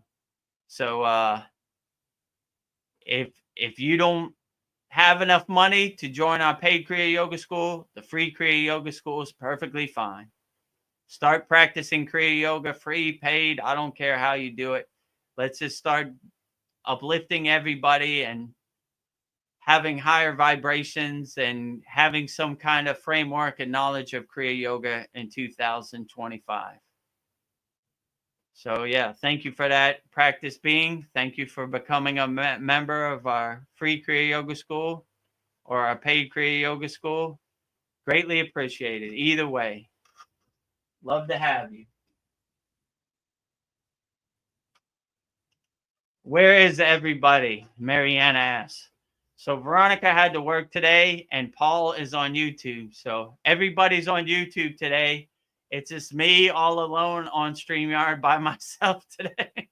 But it's all good. Whether you come on StreamYard or you come on YouTube, it's perfectly fine. It's all great. So I love to see everybody on YouTube or on StreamYard. Always great and appreciated, no matter which platform you come on. Okay, we got another question. Oh, Sandy says, Vedagurudev is the real deal at Practice Being. Well, I appreciate that vote of confidence. I'm just trying to do the best I can in the present moment. Just trying to stay as honest and authentic and sincere as possible. So that's all I can do, I guess. Oh, we got a lot of comments today. So hopefully that answers your question. Okay, Practice Being has a question. What is your personal favorite or go-to Kriya breathing technique? So in Kriya Yoga, our go-to technique is always Kriya Kundalini Pranayama, which is so we do all of our pranayamas, including these 3 steps, which is basically Tabalabiya Kriya, Kechari Mudra, and Ujjayi breath. So any of the breathing techniques that we use, we incorporate the foundational things of pranayama, which is, like I said, Tabalabiya Kriya, stretch out your tongue, Kechari Mudra, tongue touching the roof of your mouth, and Ujjayi breath, which is like hissing kind of ocean victory breath. Jai means victory, so victory over the breath. So this is probably my favorite technique, but you stack this basic foundational technique of pranayama on top of the other pranayamas you do. So I mean, I like them all. Brahmari pranayama, Nadi Sudhi. I like all the pranayamas basically. So they, how could I say? They basically, you're embedding the divine inside your breath. So like, even like let's say a mantra like Om, just embedding Om in your breath is very profound. And like we did in the beginning of this complete yogic breath, Purna Sudhi, just a basic technique like inhale through both nostrils, wave coming into the shore, exhale through both nostrils, wave going out to the ocean. So breathing from your root to your crown, from crown to your root. So, and basically clearing out your Susimna Nadi. and basically cleansing your breath and focusing your awareness on your breath. So I would say, I mean, I'm biased. I love all the Kriya pranayama breathing techniques. So I would say they're always great. So there's really no personal best. They all serve their purpose and they all do a great job. So I would say the best Kriya yoga breathing technique is whatever one makes you feel the best. That is the best technique. And in our free Kriya Yoga School, we have great techniques. So it'll get you started on the path. So hopefully that answers your question. Practice being. Let's see. Okay. Practice Being has another question. Where are you currently located in the world? So right now I'm coming to you live and direct from Thailand, but I'm from America, Miami, Florida. So right now I'm currently located in Thailand, and my Kriya Yoga house ashram is located in Thailand. So I'm coming to you live and direct from Thailand, Asia. Sawadee-ka. So that's how you say hello or namaste in Thai, Sawadee. So coming to you live and direct from Thailand. 100% Sandy. So I'm not sure what that means, but 100%. I agree with Practice Being 100%. Hello, everyone. Hello, Donnie. Good to have you here. Good to see you, Donnie. All of our people are joining on YouTube today. I'm all alone on StreamYard. Glad to have you here, Donnie, with us. Let's see what other questions we got. What is your experience or opinion with prolonged fasting? Yeah, I would agree. Fasting is the best. So in yogic principle, every Thursday they fast all day. They call it Guru Day. So they say that is the best day for fasting. So they make it a practice to fast 24 hours with only water on Guru Day, which is tomorrow, Thursday. So I would definitely say fasting. So prolonged fasting, I told a story before. I indirectly fasted for 5 days, but it wasn't because I was trying to fast. I was just in a deep state of samadhi. And when you get into a state of samadhi, there's a yogic rule that no one bothers you. So the only reason I came out of that fasting because I haven't eaten in 5 days, and they thought it wasn't good for my health. So they broke the rules and woke me up out of my deep samadhi state. So I would say whatever disease or health problem you have, probably the best thing you can probably do, in my opinion, is fasting. So you don't have to fast for many days. Just start with intermediate fasting. I don't know, see how far you can go. Try to go 8 hours one day, try to go 9 hours the next day, try to build up to 18, 24 hours. That would probably be where you would see the most profound benefits. And if you need to lose weight, that would be the quickest way to lose weight. Because if you have no food in your stomach, your body eats the fat, so it can maintain. So if you need to lose weight, fasting, intermediate fasting is, in my opinion, the fastest way.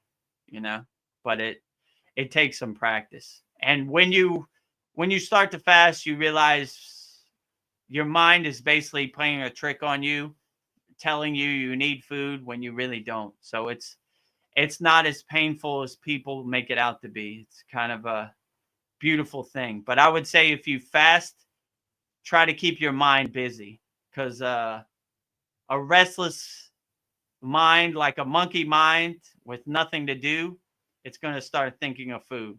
So try to have some activity that passes your time. That would be the probably best advice I could give you for fasting. But I would definitely say, in my opinion, prolonged fasting, nothing better, for your health, for everything, if you want to lose weight. So in my opinion, fasting is the best way. And that's probably a good reminder to me. I need to fast a lot more. So hope that answered your question, Practice Being. Oh, and now we got a question from Johnny. Have you ever worked with criminals, murderers who wanted to better their life? That's a good question. I'll be open to it.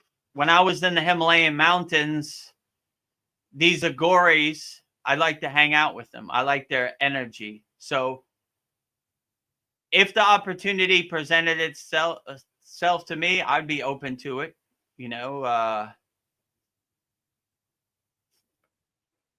There are people who have done stuff that they're not proud of, and if I could help them overcome their skeletons in their closets or their inner demons, that it would be my true blessing and my true pleasure. I help everybody. I don't have no judgment of anybody, because before I got on the Kriya Yoga path, I did a bunch of stuff I wasn't proud of too. So not to this extent. I wasn't a criminal or a murderer, but forgiveness is the best thing. So we all make mistakes where we're not proud of, and we try to be better and help as many people as we can. So I was given a second chance, so I would help as many people, give them a second chance, and hopefully show them this is not the way. Hurting people and stealing from people is not the way. Helping people, loving people, being compassionate for people, this is the more way. So if I got that opportunity, I'd be truly open to it. So I want to help everybody, no matter what they did, live a better life and live a more happy life. So Kriya Yoga, in my opinion, is available to lower frequency beings also, because how do you get to higher frequency? You have to level up or upgrade from lower frequency. So for people who are doing lower frequency acts, I forgive you. Let's get on the right path, and let's start helping people and loving people and being compassionate to people, like no harming people. In yoga, they call it ahimsa, which is non-violence. No violence to people, loving people, helping people, uplifting people. So it's for these people who did lower vibrational things, it's not over for them. Let's shake it off and let's be better, and learn from our mistakes. Not do the same thing over and over. Pivot, change directions, go to more the loving side. Hold up the white flag, not the black flag, if you know what I'm saying. So I would definitely be open to it, Donnie. So if you have an opportunity for me, send me that way. So let's see the next one. Practice Being says W. Okay, great. I hope W means win. So all W's. If what I'm saying resonates with you, put a W in the comment. I definitely sharing your channel with friends. Absolutely. I appreciate that. Spread the word. find those empty Kriya Yoga cups and let's fill them up with some Kriya Yoga juice. If it doesn't have to be any money situation, it could be for free. I want to help as many people as possible. So help me achieve that goal, helping as many people as possible. So hopefully when I ascend and I see Babaji, he said, Vedagurudev, did you help people? I said, I helped as many people as possible. Come on in. So I'm trying to help as many people as possible so I can finish my job. How often do you sleep? That's an interesting question. Oh, let me put that on the screen so everybody else can see it. How often do you sleep? Oh no, I try to sleep as much as I can. Let me see. I try to answer as many emails and help as many people as possible. I probably try to go to sleep at midnight Thai time. Wake up 6 a.m. every morning, do my sadhana. The sun in Thailand is very powerful, so try to get my whole sadhana in before the sun comes up fully. And so I don't know, I sleep 6 hours or something like that, 5, 6 hours. But who has time to sleep when there's so much people out here that need help? So try to help as many people as possible. How could I say this? Before I got on the Kriya Yoga path, they used to say, sleep is a cousin of death. So I'll sleep when I'm dead. There's too many people out here to help. So helping as many people as possible. So help me achieve my goal. Send all the people you know that need help out there to me. Howard, go to the free Kriya Yoga school. Let me see. For those people that are just joining us, discover the secrets of Kriya Yoga, 100% free, kriyayogashop.com. So that is our free group. It's 100% free to join our group. We have some basic classes in there. So join our free group. And if you want to upgrade and start learning the advanced techniques and kriyas of Kriya Yoga, join us. Well, actually, book a call with me right there, and we'll try to solve all your problems and see if you're a good fit for Kriya Yoga. And we would love to have you in our Kriya Yoga School Masterclass. So that is our paid community. Right now, it's $50 a month, $250 a year. So I would say you get more value out of the $250 a year. Give us a full year to really help you and get you on the path of Kriya Yoga. And many of our members, Veronica included, have experienced profound benefits by being a member of our Kriya Yoga School for over a year. So we have a great, loving, interactive Kriya Yoga School community. So we would love for you to join the family. So, but no pressure. I leave it up to you, however you want to do it. No matter which one you join, the free Kriya Yoga School or the paid Kriya Yoga School, love you the same.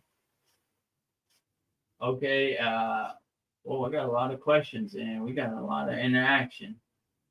Okay. Oh. All right. Hello, Mr. Blonde, Sandy says. Outstanding. Okay, Veronica has another question. Have you gone through all the questions I gave you just in case you need them? Well, I answered one question in the beginning. Then the flood of comments started coming in. So I've only gotten one. I've only answered the question, what is the best way to learn? Simply observe. That's the only question I've answered out of all the questions you sent in, Veronica. So I still got 25 more to go. So I think I have enough questions. I don't know if I get to them all.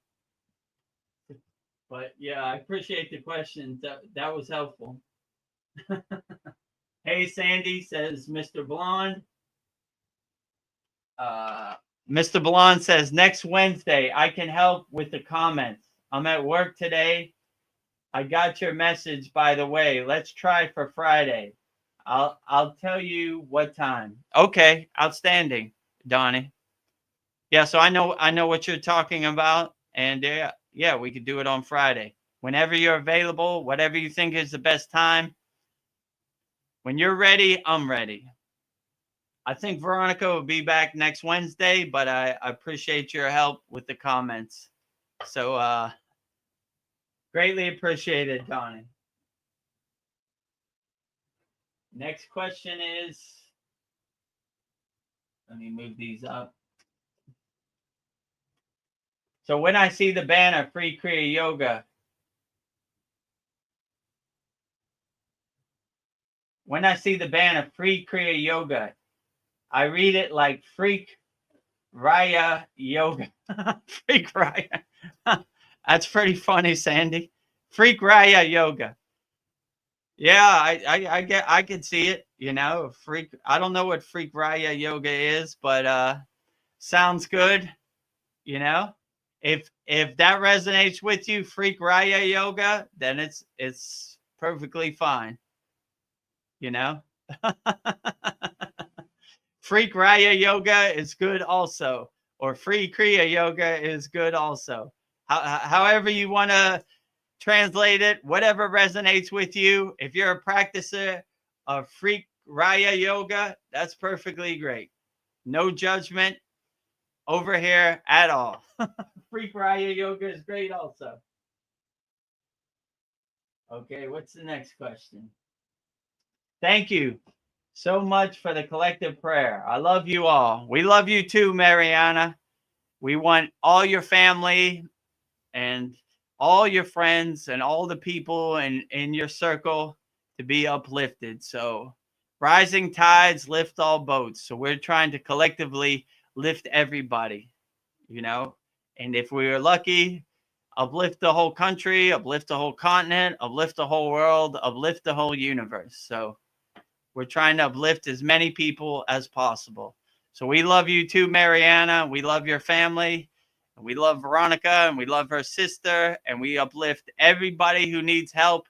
Send in your comment, and we'll uplift them also.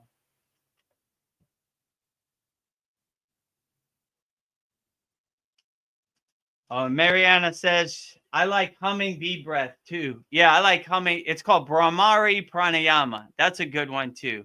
It's called humming bee breath, or like how would they say it? What would they say? It's like vibrating your skull. So it's like when you do the pranayama, it's vibrating the breath like a bee would. So with that humming bee breath. So it's called Brahmari Pranayama, which is an excellent class in our Kriya Yoga school. It's in our pranayama classroom, and it's in our intermediate classroom. So in our Kriya Yoga School Masterclass, we also kind of take you on a journey. It has like a beginner modules, and it has intermediate modules, then it has advanced modules, then it has each technique modules also. Plus the every class we've ever done this year and last year, every yagna we've done this year and last year, and all the satsangs. So there's a lot of value in our Kriya Yoga School. So outstanding. Try it out if you get a chance. No pressure. If it's not for you, it's perfectly fine. But at least you tried it out. So yeah, humming bee breath, Brahmari Pranayama. So Paul says, do you think we start off as animals below in our incarnation? Did your guru ever talk about incarnating as an animal, or was it ever discussed? Well, my guru wasn't a man of many words. Let's say it like that. So we didn't really go into super deep details, but how would they say it? They would say it, do the best you can in this lifetime so you don't de-evolve. So if you hurt people, you steal from people, you do every bad thing you can, maybe, and I can't say for sure, in my opinion, you de-evolve. So you want to upgrade, you want to evolve your spiritual growth. You don't want to go backwards. So be the most loving, helpful, kind, selfless person you could be, and help as many people as you can so you don't de-evolve.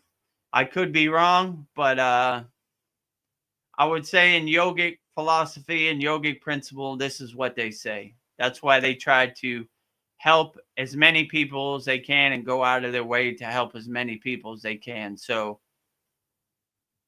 you don't go backwards, you go forward. Let's say it like that. So you want to pivot and change course or change direction so you go forward. You don't go backwards. So like what Donnie was saying, people who have murdered people or are criminals or stole from people, pivot, change course, and see that this is not the way. See that loving people and helping people, this is the way to evolve your soul. So I would say it's better to go forward, not go backwards. And as far as realizing that you are an animal in a past incarnation, I think that is directly wiped from your memory, because if you realize you were an animal, or you started to realize your past 1,000 incarnations or hundreds or whatever it's been, it'd be too overwhelming for you in the present moment, and you wouldn't be able to evolve if you know who you were from the past, or what could happen. So in my case, I don't really have any recollection or memories of a past incarnation. I would like to think I was an eagle or a bird or flying around. That sounds cool. I like the concept of that. So maybe I have some fragments of a past incarnation of flying and being free, but who knows? So yeah, but it was never really discussed in detail. Most of our conversations were about the present moment sadhana, being the best you can in the present moment. So but yeah, it's highly possible, I would definitely say. But yeah, so hopefully that answers your question, Paul. But how we started and where we came from and what animal I was in a past incarnation, who knows? It's a mystery over here, but trying to be the best person I can in the present moment and see where this path leads me. So water under the bridge if I was an animal in a past incarnation. Let's see what's the next one. Okay. Is your ashram in Thailand? Oh, it's a question from Practice Being. Is your ashram in Thailand? Is it available for anyone to stay? Well, in yoga, they say your ashram is wherever you lay your head. So my house is my ashram, I guess. And so I have my Yagna fire here and all my statues. Is it available for anyone to stay? Yeah, I guess so. I never thought about it. It's never happened, but I would love for our Kriya Yoga School members to stay with me and visit me in Thailand. One of our members, his name's Brian. He lives in Chiang Mai. He's the only member I've ever met in person. So he came to visit me twice already. So yeah, it's possible. I would like that. I would like to have some friends to do my sadhana with. It's a lonely self journey, but it's great. So if you would like to come visit me in Thailand, then reach out to me, send me a DM on our free Kriya Yoga School, or send it to me on our paid Kriya Yoga School. And yeah, let's see if we can make it happen. That'd be excellent. It'd be my true blessing and pleasure to help as many people as I could in person. That'd be excellent. So yeah, if you want to come visit me in Thailand, practice being, send me an email or send me a DM on the platform we have our Kriya Yoga School on. It's called SKOOL, SKOOL. So yeah, send me a SKOOL DM, and yeah, we'll see if we can make it happen. So hopefully that answers your question. Practice being. Veronica has another question. Great, you're doing amazing. I'm trying my best, Veronica. I'm feeling my way in the dark. Less Sita asana, more standing up to get the questions, but still got it. So trying to pass the time till Veronica gets back next week. But we'll do the best we can with the tools we got. Keep on going. But I appreciate your vote of confidence, Veronica.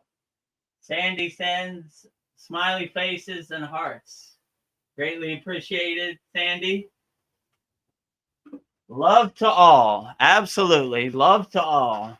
No judgment. No divide and conquer. Love to all. So wherever you're at, love you. So if you need help, join our free Kriya Yoga School. You can email me however you want to do it. You know, just if you need help. Whoa, I don't know what I did there. If you need help, send me a message. Let's see what we got here. Okay, there's the free Kriya Yoga School. So anybody out there that needs help, discover the secrets of Kriya Yoga, 100% free. Kriyayogashop.com, or as Sandy says, kriyayogashop.com. Type it in, join our group, and we have great classes in there, and it's a great community. If you want more help or coaching and you need help, book a call with me, Vedagurudev. Go to kriyayogashop.com. Click on the book a call button, and you'll see a calendar come up. Choose the time and date which works best for you, and I'll go on a call with you, and we'll try to solve all your problems and help you overcome and see if Kriya Yoga is a good fit for you. If you just want to go straight and learn all the techniques with no delay, go to Kriya Yoga School Masterclass. 50% off, $50 a month, $250 a year. So I would suggest the annual plan. Probably going to take a little time, but give you a full year to go at your own pace and learn as much about Kriya Yoga and help you integrate all the techniques into your daily life. But no pressure. Choose whichever one works best for you. That is the best way, I would definitely say. Okay, I got another question from Mariana. Vedagurudev, how much money do you need monthly in USD to live comfortably in Thailand? I mean, this is a good question. I mean, I have a different situation. My house is paid off. My car is paid off. I would say you could live a comfortable life on the ocean in Thailand, $1,000 a month, no problem. That's like everything. your food, your rent, transportation, electric, water, everything. So I would say $1,000 a month, you could live comfortably in Thailand on the ocean. So anybody who wants to come join me in Thailand, feel free. So your money goes a lot further in Thailand than it goes in America. So there's no way you could live in Miami, Florida on the ocean for $1,000 a month. But in Thailand, your money goes a lot further. So I would say $1,000 should cover it per month. You know, you could live very comfortably. Let's say it like that. And all your needs would be met in Thailand for $1,000. So if you ever make it to Thailand, send me a message. I'll come meet you in person. You're always welcome in Thailand, Mariana. So if Canada doesn't work out or wherever you live, then send me a message and come on over to Thailand. Let's get to work.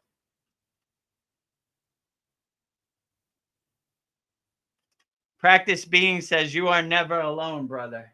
Yeah, I know. I was just making a joke, Practice Being.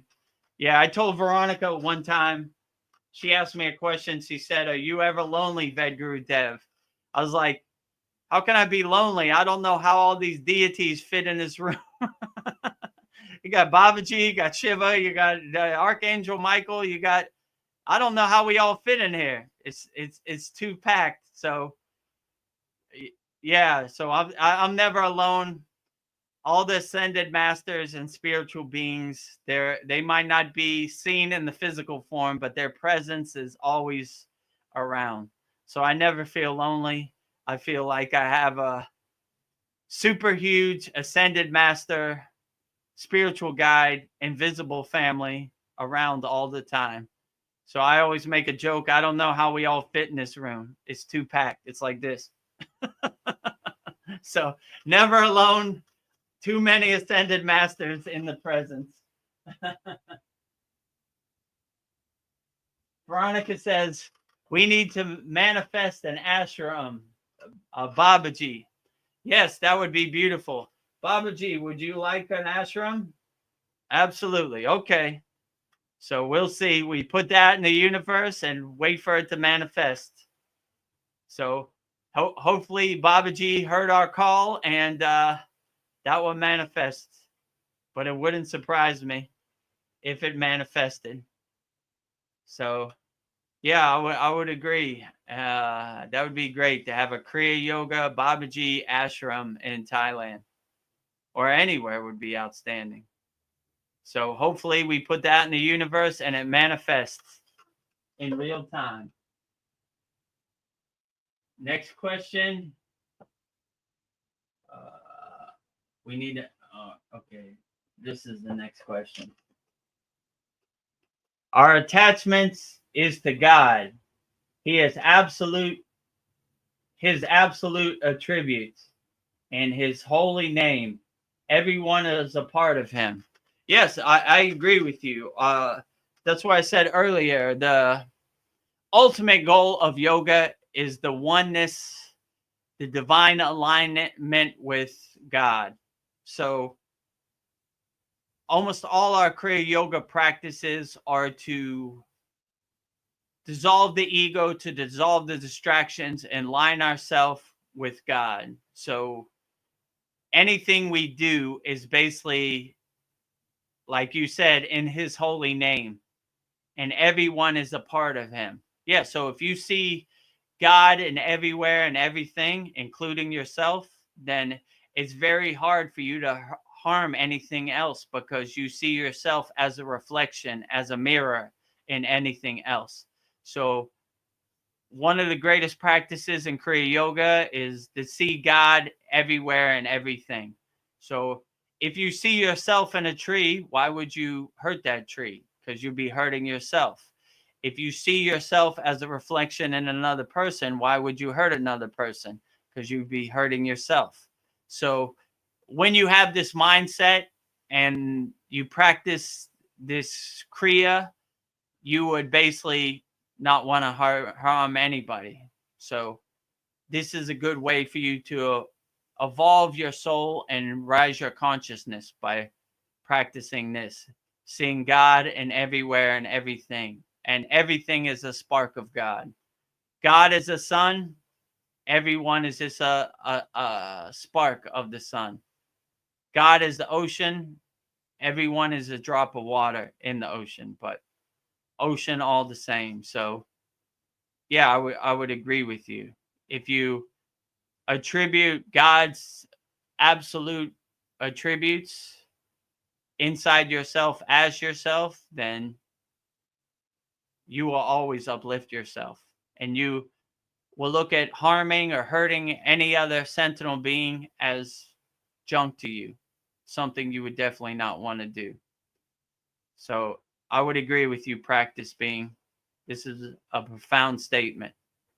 Everything is a part of him or her or whatever energy it is. Like I said before, God defined is a God can find. So I don't want to put God in any box or any gender. I'll just say some infinite cosmic universal energy. However you want to define it, it's perfectly fine.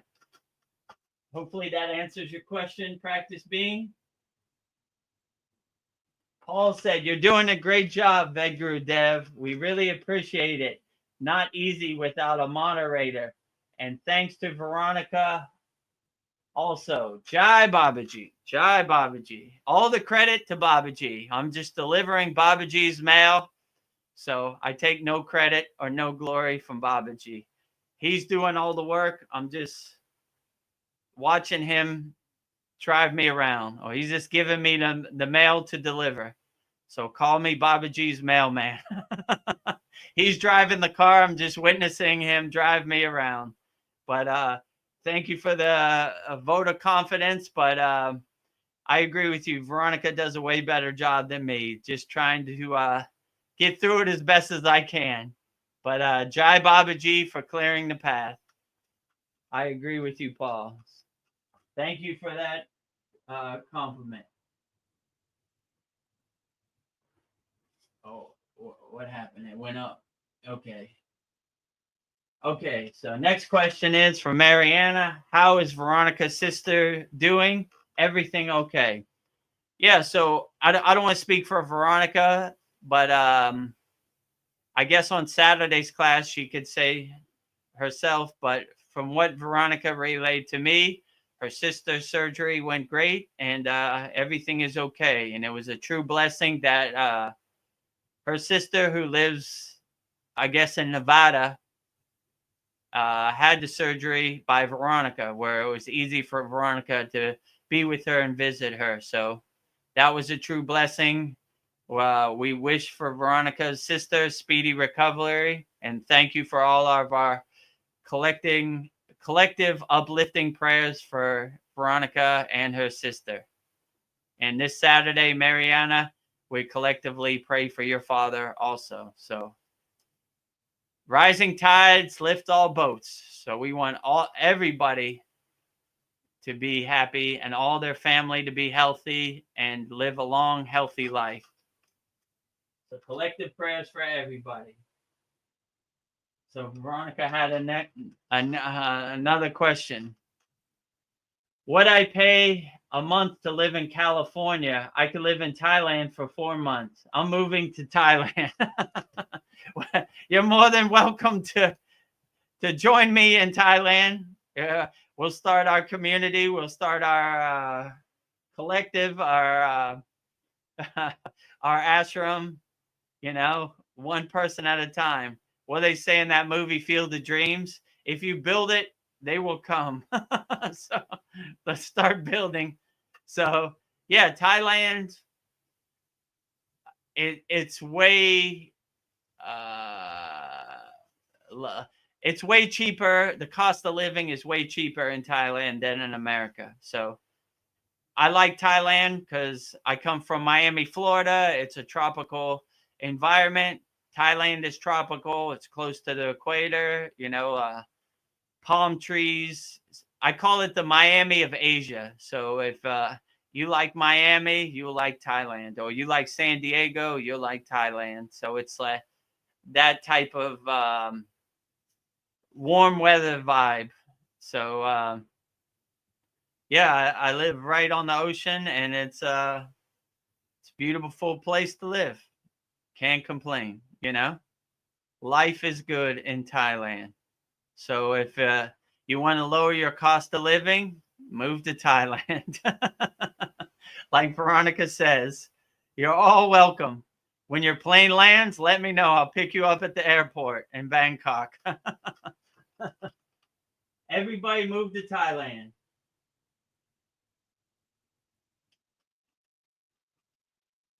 So Mariana says, who's mirroring my emojis? Laugh out loud. So on our Kriya Yoga School, I have a practice of mirroring everybody's emojis.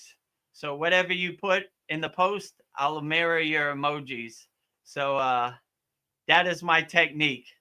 Because I used to write like long drawn out things, then I realized my whole day was gone by writing long posts. So I mostly mirror people's emojis. So if you want to know who's mirroring your emojis, it's probably me, but I'm sure there's somebody else in here mirroring your emojis also. So that is our technique. You send me emojis, I send you emojis back, and we keep the chain going, the flow.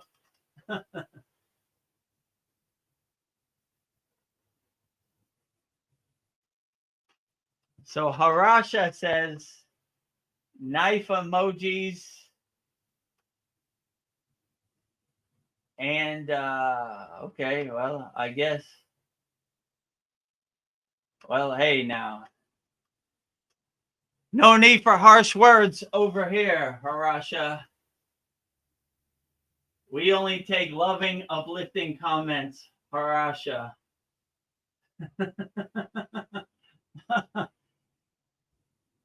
Now, Harasha. That's no way to act. Somebody has some lower frequency emotions on here. Harasha, only positive, loving, uplifting comments. No trolls, no harsh words. We're living in non-violence here. Is it? Let me see. Put user in timeout. Ban or use. Yeah, okay. Goodbye, Harasha. Only uplifting comments in here. No bad words.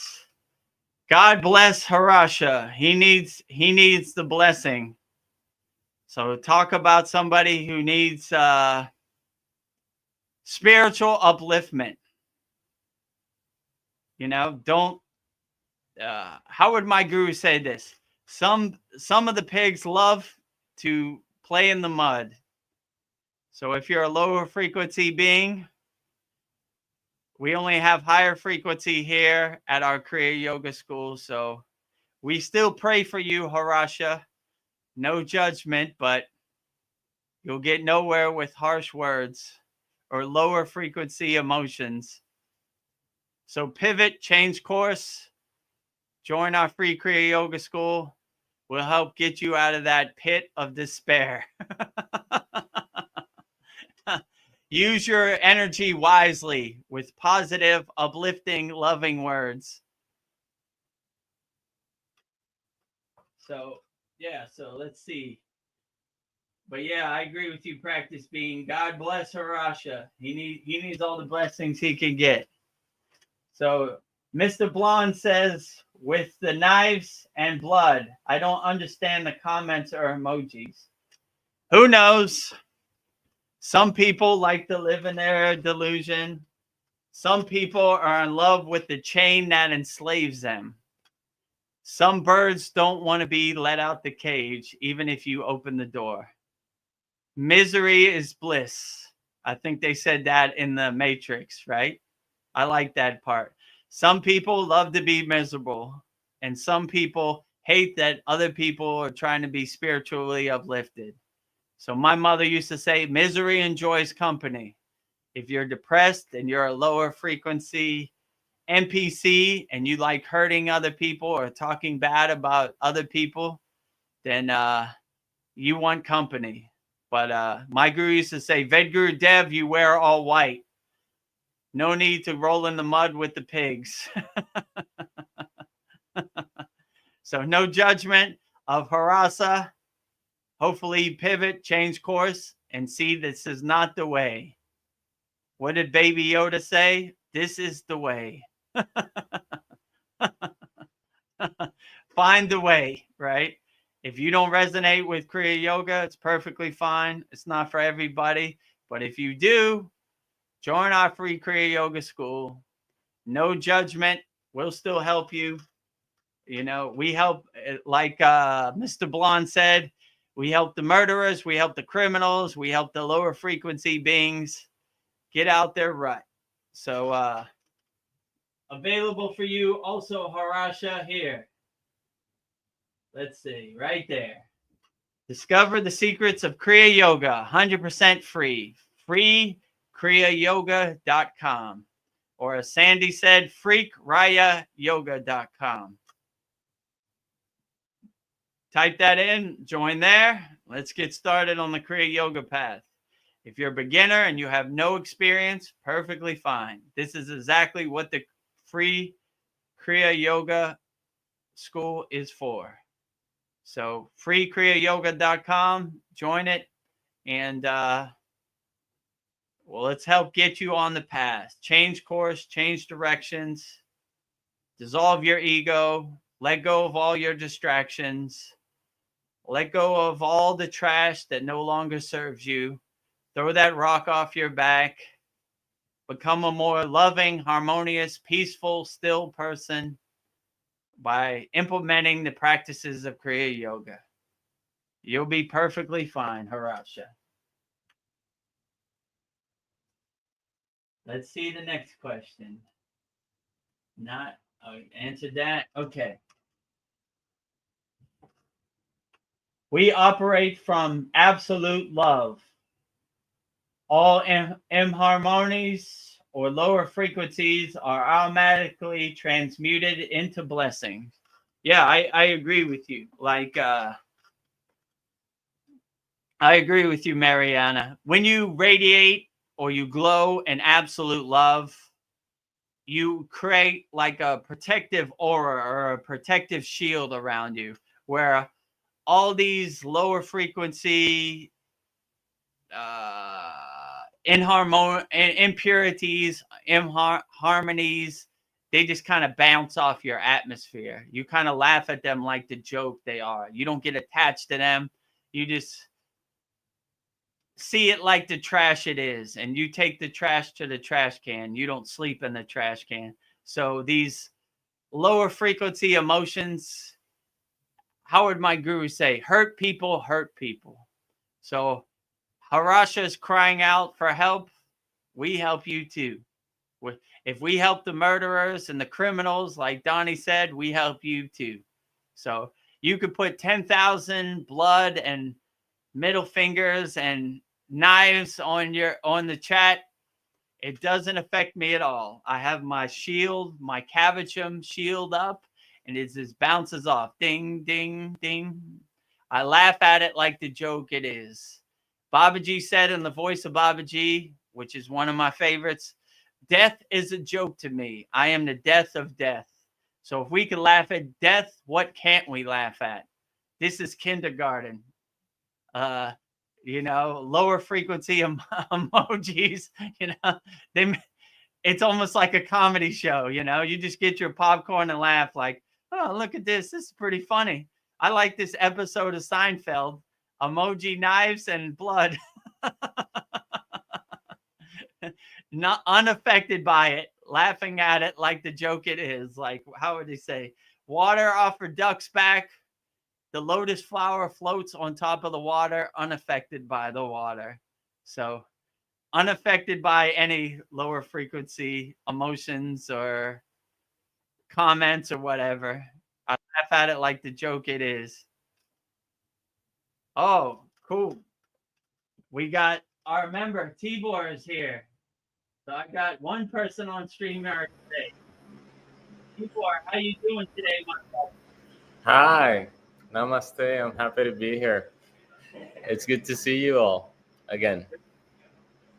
Yeah, it's just me and you today, but yeah, good to see you, Tibor. Veronica couldn't make it today, so it's just me and you. All right, that's cool. I was on the YouTube live stream watching while I got things set up. Outstanding. So how you doing lately, Tibor? Everything okay? Everything okay? Thank you for asking. I'm always glad to come watch and learn Kriya Yoga and watch your videos, and especially come on the live stream Wednesdays for the Q&A, which is today. I'm just happy I have fast internet. Outstanding. Yeah, we're glad to have you here. Yep, I'm happy to So be here. Tibor is our member of our Kriya Yoga School Masterclass also. So outstanding. How are you finding the techniques and the classes and everything I inside the love it. Kriya Yoga School? It's very uplifting. It's exactly what I needed. I'm just thrilled Outs- about the whole journey about learning and watching the videos and practicing it, the whole 9 yards, it's there. Yeah, it's pretty profound. Our classes every week are pretty profound, right?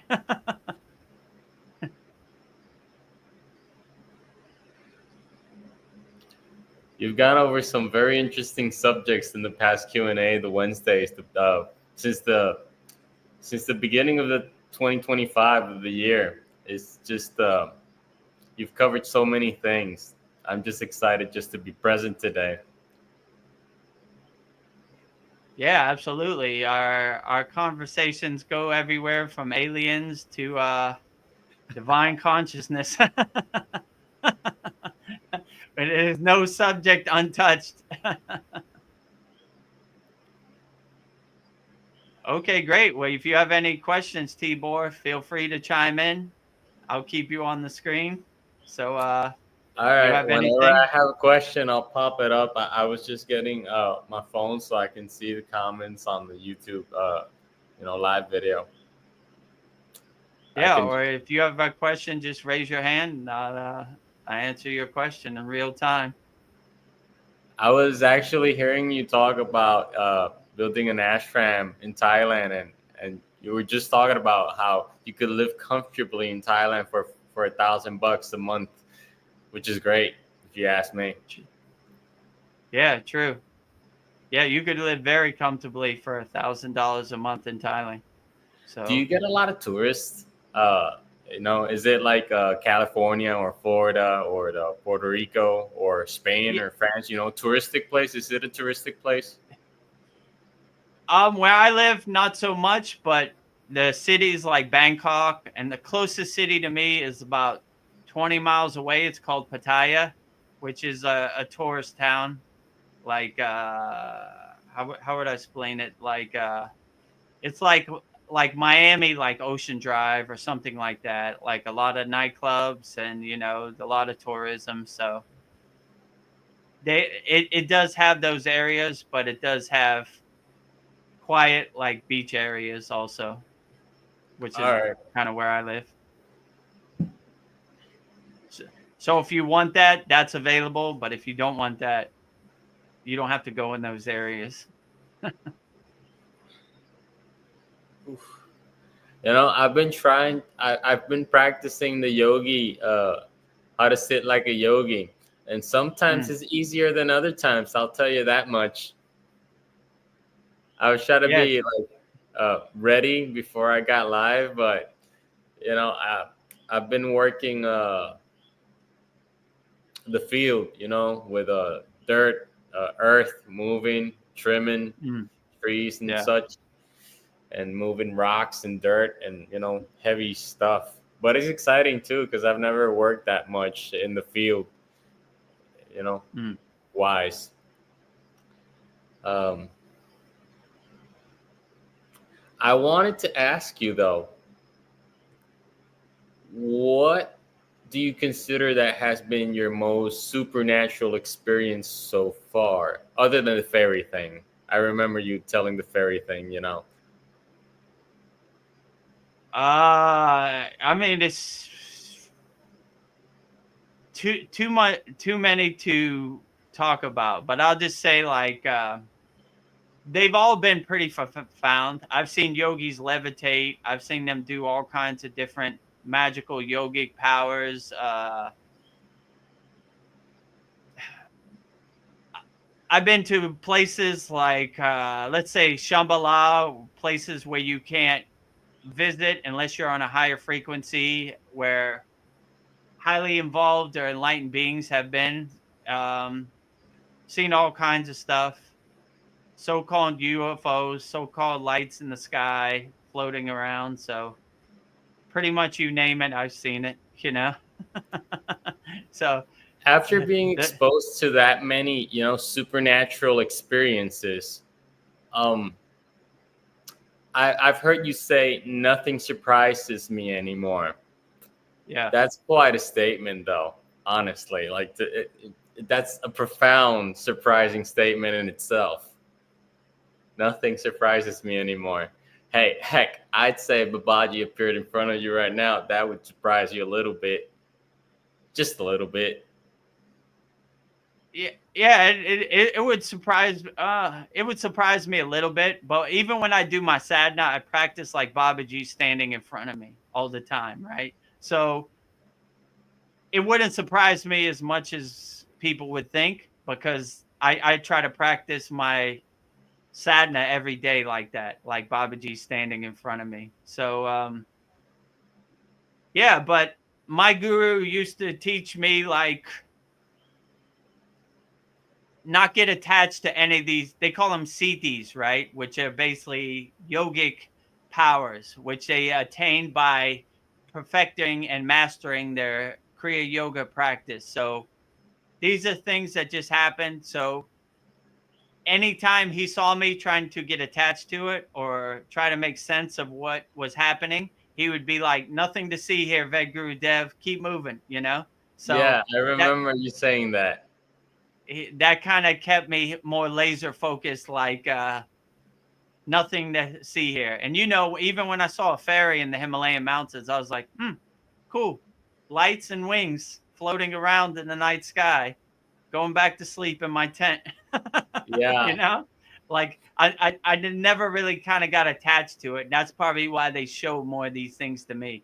Like that's cool, you know, like the guy's floating, but how is that going to help me in my inner work? So I would just kind of keep moving, you know. And my guru helped me like, nothing to see here, Vedagurudev, nothing to yeah. see. I understand how it would go that way because it could be kind of distracting towards the inner work we're supposed to be doing. It would be like seeing fireworks for a moment. Like, oh my goodness, we could actually do that. Okay, it's the excitement in itself would be enough to for us, myself included, to manage or control it. Because excitement, or it's a very intense emotion. Yeah. And I was telling Veronica before, like when you try to make sense of it, it goes away. Like it's like water dripping out your hand. You're trying to hold the water, but it just Yeah, eventually drips away. So the real practice is when it does happen, you got to trick your mind and be like, nothing happening, nothing happening. Yeah. And your mind's like, you know, you're levitating. Nope, I'm not. Regular yeah. day I at mean, the office. I Yeah. believe that's how you attain control, though. And that's how you really how could I make it go longer, you know? Yeah, Let's say it like that, by not attaching to it. Because if you attach to it, like say you levitate and you're like, oh, I'm levitating, that's when you would fall, right? So you would try to trick your mind into thinking nothing's happening here. Like, nothing? I don't see anything. I don't know what you're talking about. yeah. I was wondering though, maybe because today I'm live and there's no one else on screen other than us. And since because I have my phone here, I can also help reading the comments if you want to, just participate. Okay, yeah, that sounds great. So you will be the moderator today instead of Veronica. I thought Veronica was on today on the live stream though. I thought I she think she's was. on YouTube, but Yeah. she's like checking her phone at work. Oh. Well, where were you at? Because I remember you were at like God bless Harsha. What's with the knives and blood? When we operate Uh, from absolute love, all harmonies or lower frequencies are automatically yeah, transmuted into I'll tell blessings. you where I'm at, right? Absolute love. This is where I was at. If you ever have time, explain how life was becoming a yogi, daily life, and how you transition back to normal life. What is normal now? So yeah, that was the last question. Yeah. So okay, Mr. Blonde, Donnie, I'll answer this question. Donnie is also a member in our Kriya Yoga School Masterclass. So how was life becoming a yogi? I basically it was unexpected because I never wanted to get on the yogic path, but I say Babaji struck me with his lightning bolt.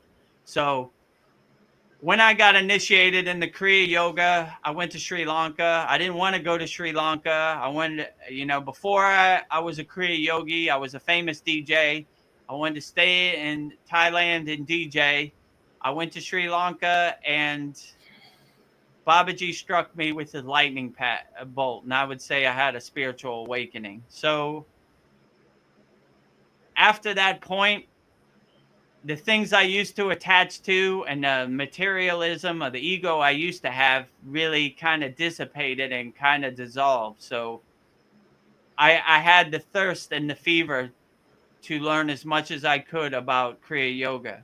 So that's how it basically transformed me. And then I started to integrate the Kriya Yoga practices into my daily life. And that's basically how I transitioned from a normal life, from a yogic life to a normal life.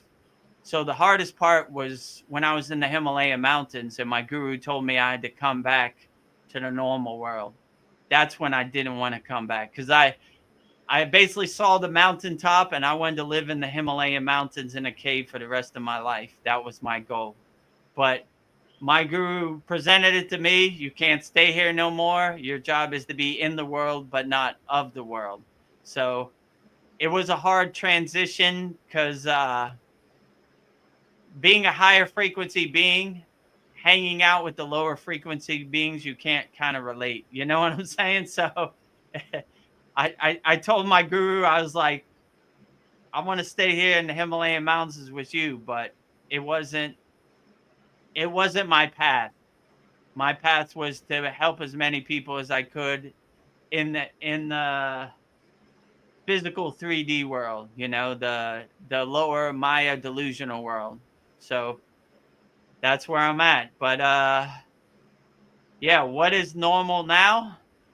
Normal now is just doing as much sadhana as possible, helping as many people as I can, you know, doing the inner work, trying to be the best person I can.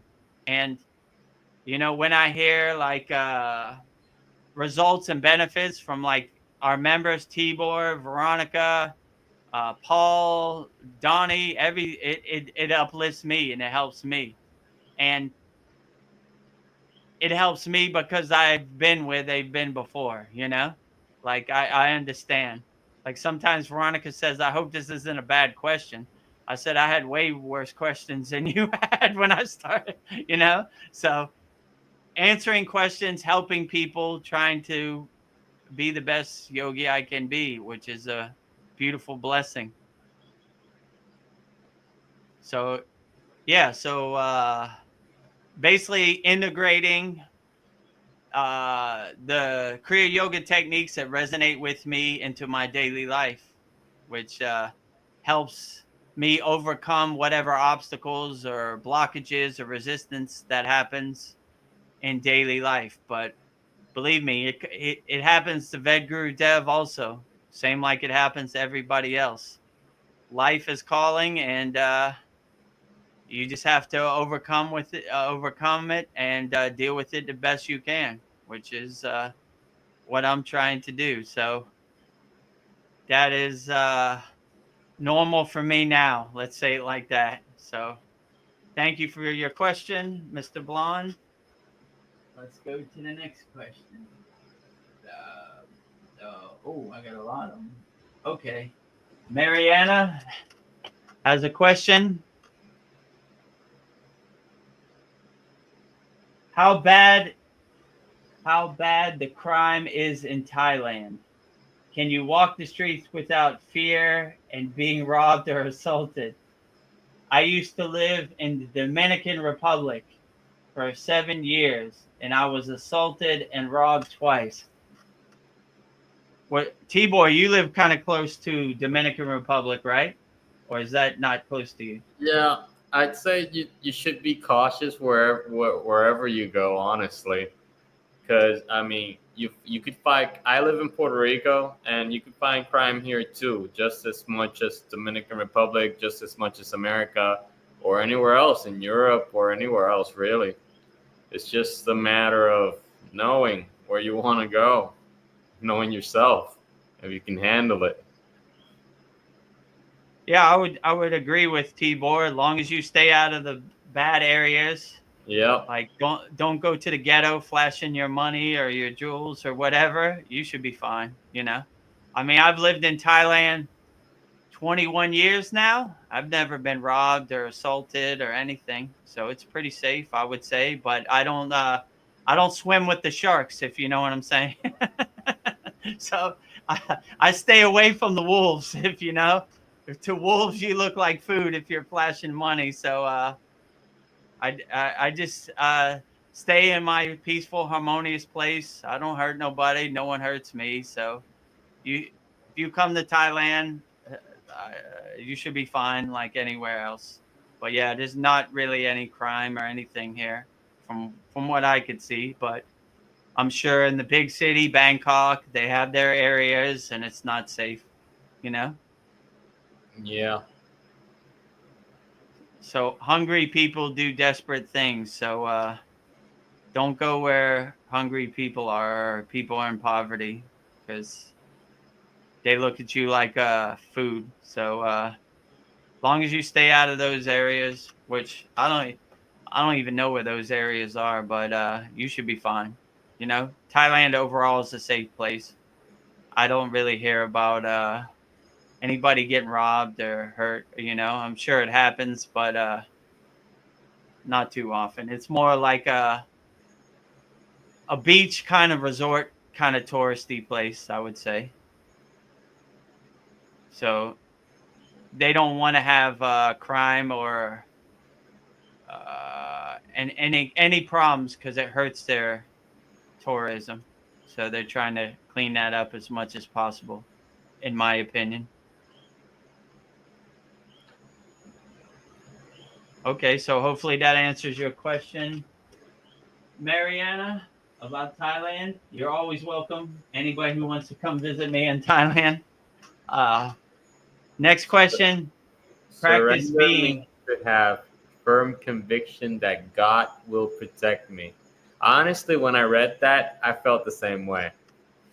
Yeah, I agree. Like, you have full faith that God will always protect you. So surrender doesn't mean like you're giving up your control. It just means you surrender, like God knows best and God will clear the path and God will always take care of everything, right? Like, anytime I have like a darshan, or like, let's say like a meeting with God or whatever form of God that comes, it's always like everything's going to be okay. You have nothing to worry about. The path is already cleared for you. Everything will be fine. So surrender doesn't mean you give up control. It means you let a higher power drive your car, and you just kind of witness that higher power driving your car, right? So I always say Babaji's driving my car. I'm just witnessing him drive me around. So when you surrender that way, the pieces of the puzzle just come together and fall into place, and you realize you have nothing to worry about. Like all this fear and doubt are kind of putting roadblocks in front of yourself, which you don't need. So long as you surrender and you say whatever is going to happen, let it happen, and I surrender to it wholeheartedly. So one of my favorite mantras is a Babaji surrender, which is basically I surrender to you, Babaji. I let you drive my car and take me wherever I want to go. So you begin to realize God knows best, and you just let God take you wherever you want. So that would be the best form of surrender, I would say. But it doesn't mean you're giving up control. It just means you're letting a higher power drive your car, and you're just witnessing the higher power drive you around. So yeah, Honestly, hopefully that that's answers you. dope. Go ahead. I think that's dope. It's the in the Bible, Jesus says that if I when I leave, I'll send the Holy Spirit, but he uses another name for it. Uh, so knowing that they live inside us, so it's sort of like a reflection of what you just said, that it's Babaji driving the car, or it's Jesus driving the car, it's God driving the car. We're just the vase. We're just, in a way, the mannequin and the soul, since it comes from the source, we're all the source. We just gotta let it be, like the Beatles song, "Let It Be."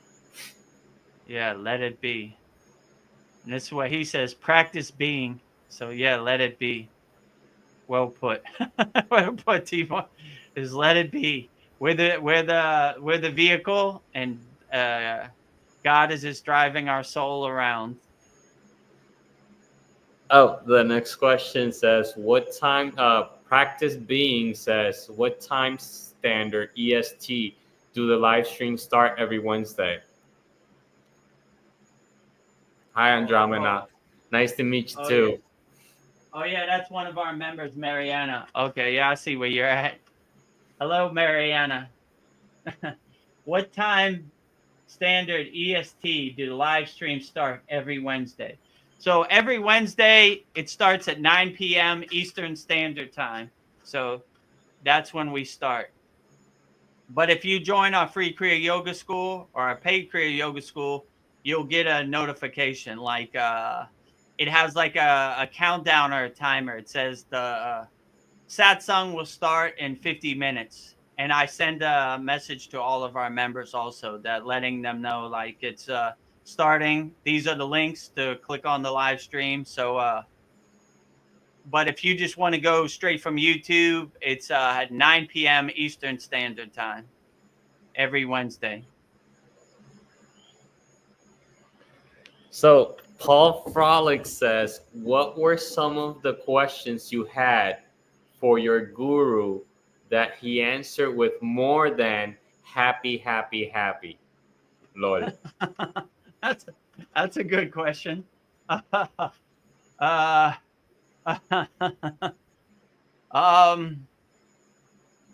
I don't know. Every once in a while, he would go into some kind of detail, but it wasn't like an hour detail. It was more like a 10-minute detail. So uh,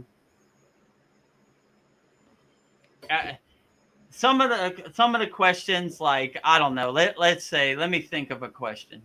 Like, why does Shiva have a snake around his neck? And it would just it would be more like.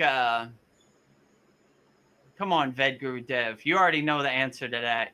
You know the snake is a symbolization of your kundalini, and by his kundalini full and snake, the hood being awake, it means that his kundalini is awake. So Shiva is the ultimate enlightened being, and pure consciousness. So no one's more awakened than Shiva, and something like that. And I'll be like, yeah, okay, maybe I shouldn't have answered that, that question.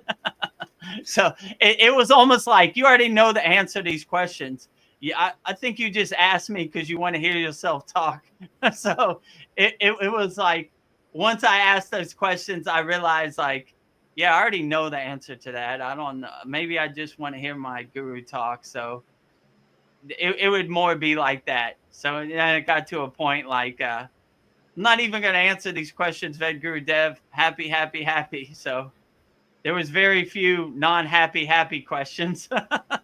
Or he would say zero. Like he would say, one of the things he answered in depth, he was like, I mean, most of the time it wasn't a question. It would just come out of nowhere. He was like, you know, Vedagurudev, your whole life, you've become a master of distraction. And you've collected all this trash. Look at all this baggage you have. Throw it all away. Go back to zero. Go back to when you were a child. You enjoyed playing in the sun. You were an enlightened soul. Too much distractions and too much junk. Throw away all this junk and just go back to zero. So after that, he would come by me and I'd be doing my sadhana practice and he'd go 0, 0, 0, you know, just a reminder to make me go back to zero. Then Gurudev, you're at zero. Trying, Baba. Keep going. Go back to zero. So, yeah. So that it wasn't mostly questions. It was mostly come out of nowhere. Like we would be eating or we would just be relaxing, and it would just these profound insights would come without asking. He would just say something. But yeah. So some of the questions I had from my guru, they were short answers, but most of these enlightened beings, they have short answers. Let's say it like that. Not too much fluff, not too much extra, just short and to the point. So if you've had any interaction with enlightened beings, that's how they talk. They choose their words wisely and they deliver them with precision. So yeah, I would definitely say like, I mean, I really can't think of anything off the top of my head, but I would just say like, they would mostly come out of nowhere. And these were questions I didn't really have to ask. He would just say something out of nowhere. But he did tell me one time, I said, Baba, how will I know when I'm enlightened? And he looked at me and he said, when you have no more questions, you are enlightened. So that kind of diluted my question and answer, you know. And I was like, I want to be enlightened, so I'm going to stop asking too many questions. So hopefully that answers your question, Paul. Let's see what else we got. Sandy says, what are your favorite kinds of music these days? My spiritual path has included working and playing with sound, healing, and frequency. Yeah, so for those that don't know, before I got on the path of Kriya Yoga, I was a famous DJ, and I DJ'd mostly hip-hop music. I work with a bunch of artists, produce music, gold records, all that stuff, right? So I would say then, like hip-hop, popular music, whatever. But nowadays, I find myself more singing spiritual songs. So if you pull up next to me at the traffic light, I'm singing all kinds of bhajans, mantra, everything. So my spiritual path, like yours, it includes all kind. I do every kind of devotional thing I could think of. Like when I do my puja, I ring the bell to kind of wake up the gods. Most people probably haven't seen it on here, but in our Kriya Yoga School Masterclass, when I do the yagna, I blow the conch. I have a Himalayan singing bowl. Actually, I have it right here. So here's the conch. So I blow the conch from the conch to God's ear. Play the Himalayan singing bowl.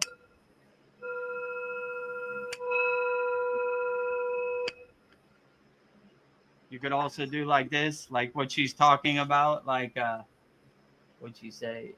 Favorite kind of music? Yeah, playing healing frequency, you know, the Himalayan singing bowl, It's like a sound bath, which has soothing vibrations. So, just mostly singing devotional songs to God.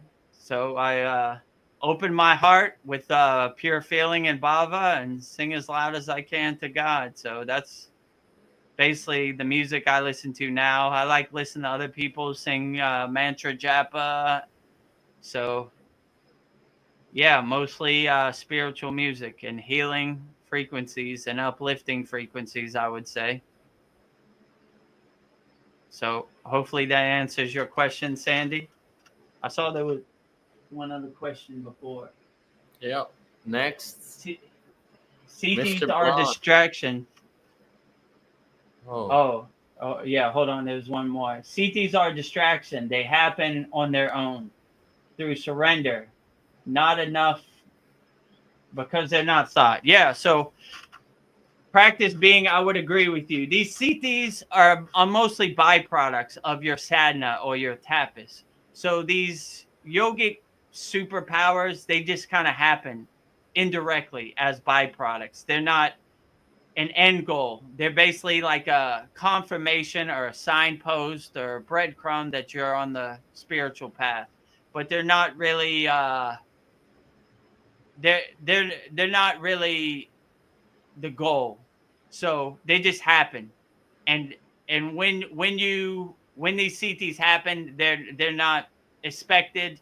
You're not really attached to it. My guru used to say, "Who wants CDs?" The short answer, the ego. The long answer, nobody. So you kind of come to the realization, like practice being said, that you don't really need these superpowers. Like, what are you going to do with them? Who are you going to show them to? So you don't. It's almost a byproduct, like a confirmation or a signpost on your Kriya yoga practice that you're going the right direction. But they're not the end goal.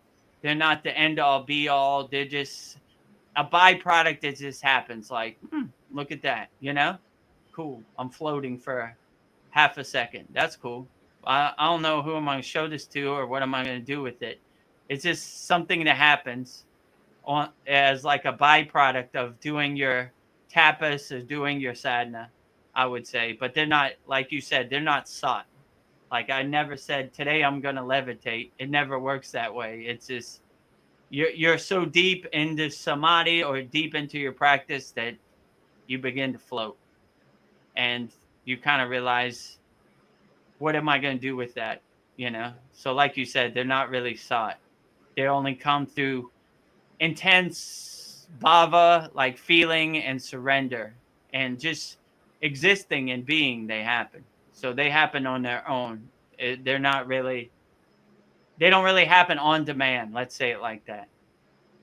They just come as like a confirmation or a signpost on the path. So hopefully that answers your question. Practice being. Okay, I answered that question. Let me see. Mr. Blonde was the next one, right? he says, I look at the universe like a loving friend. So the surprises are more like a friend bringing you lunch every day, pleasant surprises, not surprises as in jump scare or shocking in my experience. Yeah, I would agree with you, Donnie. Like I look at the universe as a loving friend, a loving blessing, and whatever present surprise it gives to me, yeah, that's a good way to put it. It's like someone bringing you lunch, like, oh, cool, But yeah, it's not like a jump scare, not like a shocking kind of thing. It's like a cool confirmation. Like I say every day I jump out of bed because I want to see how Babaji surprises me today. Like, oh, look at that. There's a monkey sitting on my Shiva statue. Oh, look at that. This bird sat on my shoulder. Like these good confirmations that you're going the right direction, but they don't really scare you. They're just kind of like a breath of fresh air in the present moment. Like, oh yeah, that was nice. Oh yeah, that worked out beautifully. So Yeah, I agree with you. When the universe becomes your loving friend, then it opens itself up to you, and it hears your calling. Let's say it like that. So yeah, hopefully that answers your question, Donnie. Mr. Blonde. And let's see what the next question is.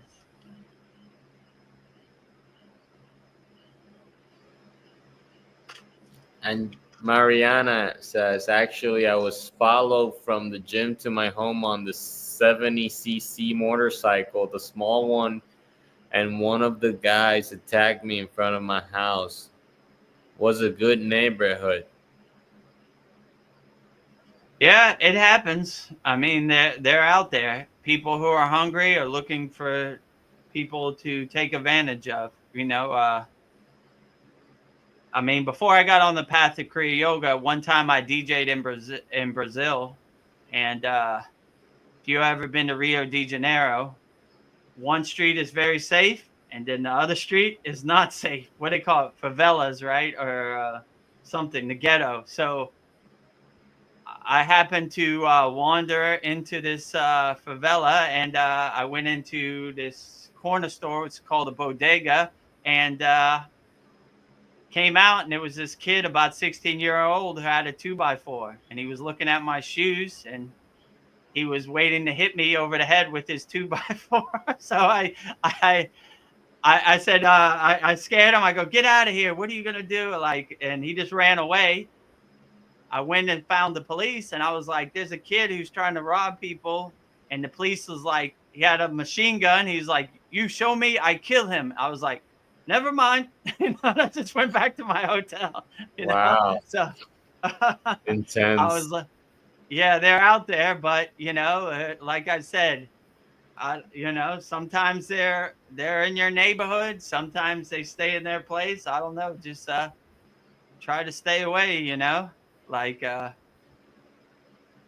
don't know. People who are hungry want to eat.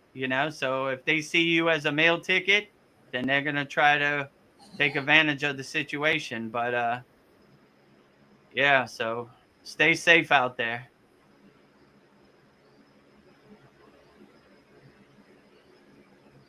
So yeah, hopefully that answers your question, Mariana. Let's see who else we got. Okay. Oh, it's another Mariana question. Okay. Says, yes, Vedagurudev. I was thinking about Thailand because Canada is becoming China and being ruined. Unfortunately, unless Alberta separates as a country or joins as 51 state.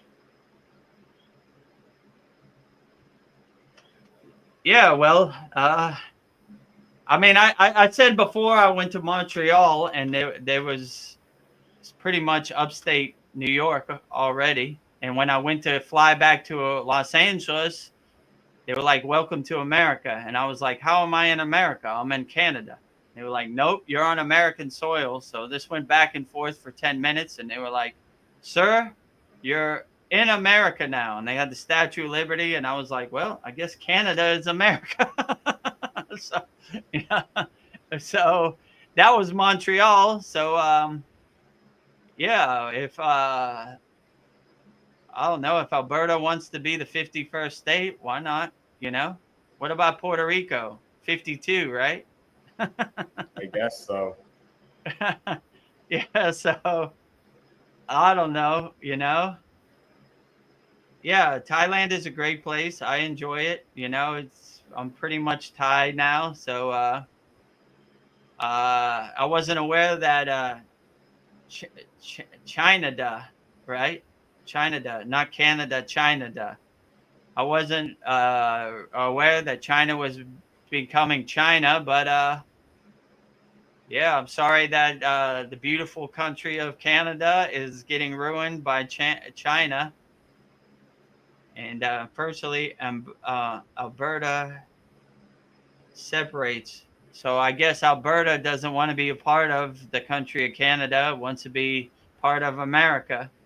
So No, we'll see what happens. You know. Yeah, I can't verify. Have I ever been to Alberta? Maybe, but yeah, I'm sorry, but you're always welcome in Thailand if you want to come join me. Any of our members or anybody, let me know when you land. I'll pick you up at the airport.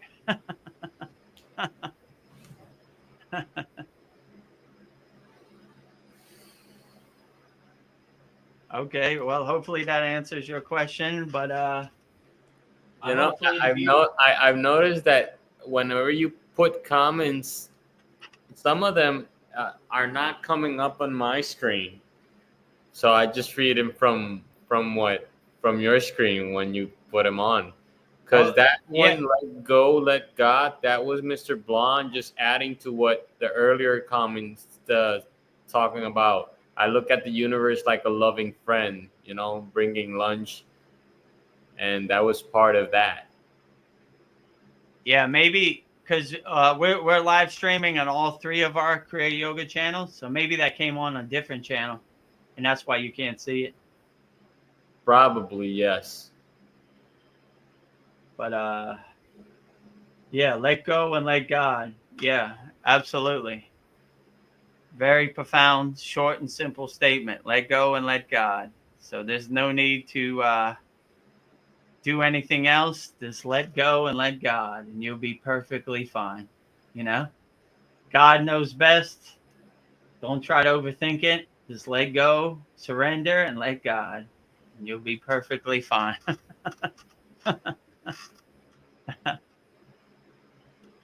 Practice being has a comment below that saying the holy name repeated through japa incubates in consciousness and transforms into light. There is a powerful compound effect.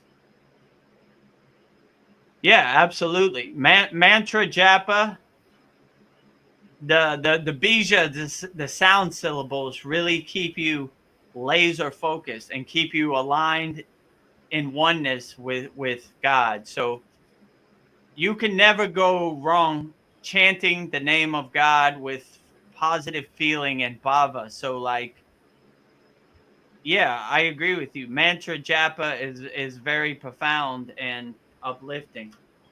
So I would definitely say do as much mantra japa as you can. I don't know why I can't see that one. Now, is it lower? Where did you see that comment? It was up higher? No, it's on YouTube, on the YouTube live stream.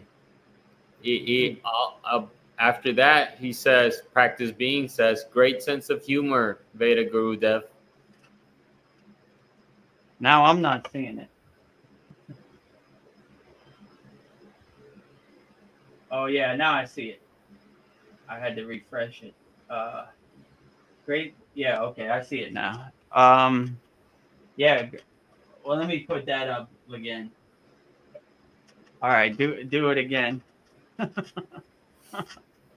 So, the holy name repeated through japa, mantra japa, includes in it consciousness that transforms into light. There is a powerful compound effect. Yeah. So, like I was saying before, when you radiate or vibrate the sound syllables, the bijas of each mantra, it really vibrates and resonates inside your body because your body is mostly water. So it vibrates the water in your body and it aligns and centers yourself through the Susimna Nadi to become the divine oneness with the divine. I would definitely say so. When you say the holy name or any deity's name with what they call bhava, which is like positive feeling, it really uplifts and raises your consciousness and transforms it. Kind of, my guru would say, it lights the cells of your body. So your physical meat body becomes like a light kind of body, through the vibrations of the bija of each mantra. And it's like you said, it's a powerful compounding effect. When all the pieces of the puzzle come together, it uplifts and kind of radiates your body, and your body kind of has that light kind of glow just by saying the holy enlightened name of whatever deity you're saying. So I agree with you. Just by saying mantra japa, it really uplifts you and keeps you centered and aligned with the divine oneness. I would definitely agree with you. Practice being, and it's a powerful compounding effect. Yeah, absolutely. And let's see what else we got. Oh, and that's when he says, "Good sense of humor, Vedagurudev."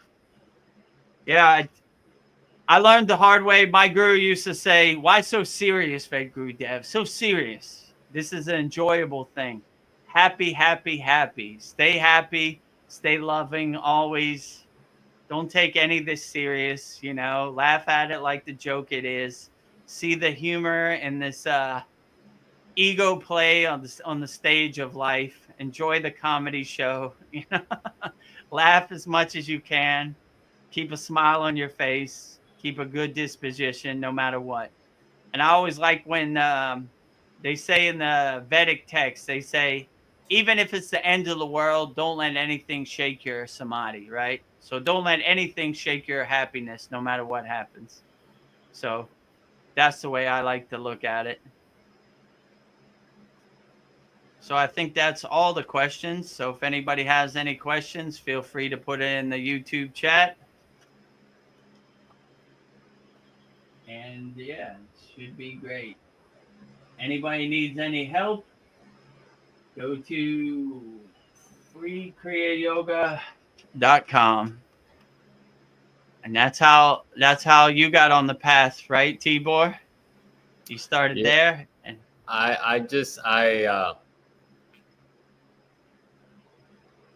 in total honesty, I just looked up yoga and the different on Google, and Kriya Yoga popped up, and started watching videos, and I noticed that I was practicing the breathing work referred, the different breathing exercises that Kriya Yoga offers. I noticed that I was already doing that, but once I was exposed to the Kriya Yoga knowledge for certain, okay, I've been practicing this for quite some time, but now I know that I've been doing this. Now I can formally educate myself. So I just recently learned about Kriya Yoga in the past months. And after that, I started searching for a free Kriya Yoga school because, I'm struggling financially. So I also on Google, I search a free Kriya Yoga school or free Kriya Yoga guru. And that's when you came up, Vedagurudev. And I said, dang, I got it. Yeah, for real. I'm always grateful for everything. And I'm loving everybody. It's just the way it is. So I was psyched. I was really thrilled to form part of the community in the free Kriya Yoga school. But I wanted more. I just didn't want to settle for that crumbs of, okay, this is Kriya Yoga, but there's this whole world of it. And in the free version, you just get a taste of it. But I wanted the whole thing, so that's why I'm here. I dived in fully. I know I want this because it delivers. I love it because it's scientific. And it's spiritual, and it's everything. It's like a circle. It's perfect. It's just perfect and all inclusive. There you have it from Tibor himself. That was the path he took, and here he is. And and also Tibor went on a call with me right there, Kriya Yoga Masterclass, and he picked his time, and I talked to Tibor live on the call. So if you want to go the same way, there it is, kriyayogashop.com.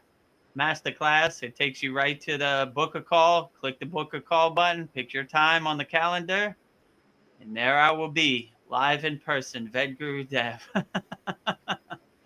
and and yeah, and like Tibor said, he wanted more. If you want more and you want to see all the Kriyas right there, right in front of you, there it is. Kriya Yoga School Masterclass. 50% off now, $50 a month or $250 a year. I would prefer, if I was you, take the whole year plan, save a lot of money. It'd probably take you a little bit of time, but yeah, Tibor, Veronica, all of our members are living proof that Kriya Yoga Path really works. So do yourself a favor in 2025 and get on the path to Kriya Yoga and try to be the best yogi you could be. It's for everybody. Okay. Oh, that's enough said. What else we got? Good sense of humor. I think we got another question. I only know Rio de Janeiro from Ricky Martin's song Spanish Eyes. Okay. I'm not familiar, but if you say so. Yeah, so all right. Well, yeah. I guess Ricky Martin enjoys Rio de Janeiro. I mean, Rio de Janeiro is cool. Copacabana and Brazil is a nice place, but the favelas, the ghettos are not a place to play around in. Let's say it like that, which I'm sure, like, you could say that for anywhere in the world. New York City, Los Angeles, Chicago, I don't know, wherever. Miami, all have its places. You don't want to take a wrong turn. Might be bad news, you know? So when I lived in Miami, the airport is right next to the ghetto. Some German tourists took a wrong turn. That was the last day they were on Earth. So I don't know. Try to be safe out there. There's some hungry wolves that look at you like food. So don't become food, you know? So I don't know. Stay safe out there. But yeah, every place in the world has its good parts and its bad parts. So just enjoy the good parts. Try to stay away from the bad parts. And when you start to do the inner work, you start to have like this spidey sense or this inner intuition where sometimes I'll go to a place and it just doesn't feel right and I'll just leave. So don't try to swim with the sharks. If it doesn't feel right, just leave.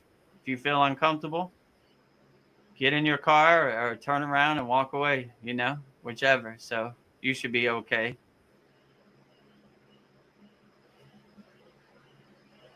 So yeah, hopefully that answers your question, Mr. Blonde, Donnie. So anybody have any other questions? Feel free to put it in the YouTube chat. So yeah, Veronica sent me a bunch of questions and I only answered one. Oh, we just got another one. Oh, we got a couple more. Okay. All right. Oh yeah, we got two. Practice Being says, intuition is our inner spiritual GPS compass. True. Yeah. So if you surrender to your inner intuition, it always kind of knows best. Like this is the right way to go. We shouldn't go here. It makes me feel uncomfortable. So yeah, if you always listen to your inner intuition, it'll always guide you the best. So I like how you put that, the spiritual GPS or compass. Yeah, it always leads you the right direction and it'll never lie to you or lead you the wrong way. So always listen to your inner GPS, your spiritual GPS, your spiritual compass, your inner intuition. You know, that I can relate so much with that. I want to share a story about it. About inner intuition is our spiritual GPS or compass. we all have that. We all do it, like the spidey sense, like you said. A couple of days ago, like 2 days ago, maybe 3 days ago, I have two vehicles, or let's say I had two vehicles.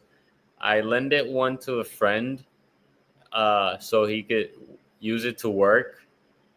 And not even a week in, he drowned it in a flood, in a flash flood. So car's like the total loss. And that day in specific, I had the intuition about calling him. It was around 7 p.m. to 9 p.m. around that time, from 7:30 to 9 in the nighttime. And he was still out working. And I was home, and I thought to myself, I should call him. But then I doubt it. My intuition, that spiritual GPS compass, I doubted it. And I said, I'm not his dad. I trust him. I don't need to call him to check up on him. I'll just let him be. Like we said earlier, I'll just let it be. I don't need to check up. I'm not his dad. We already agreed that I'm going to give him my car so he could do his thing. So, yeah. And then that day at 1 a.m, he calls me for help because the car drowned. He drowned it in a flood. He was driving it, and car stopped because the street was flooded. And when he stopped the car just shut down. And I just wanted to share that because everything's good. It's all settled and it's all taken care of. Well, I'm currently taking care of it, and it's not catastrophic or chaotic for me because I have two vehicles, so I still have my favorite one intact. And I wanted to actually, the one that's a total loss, the one I just shared the story, I wanted to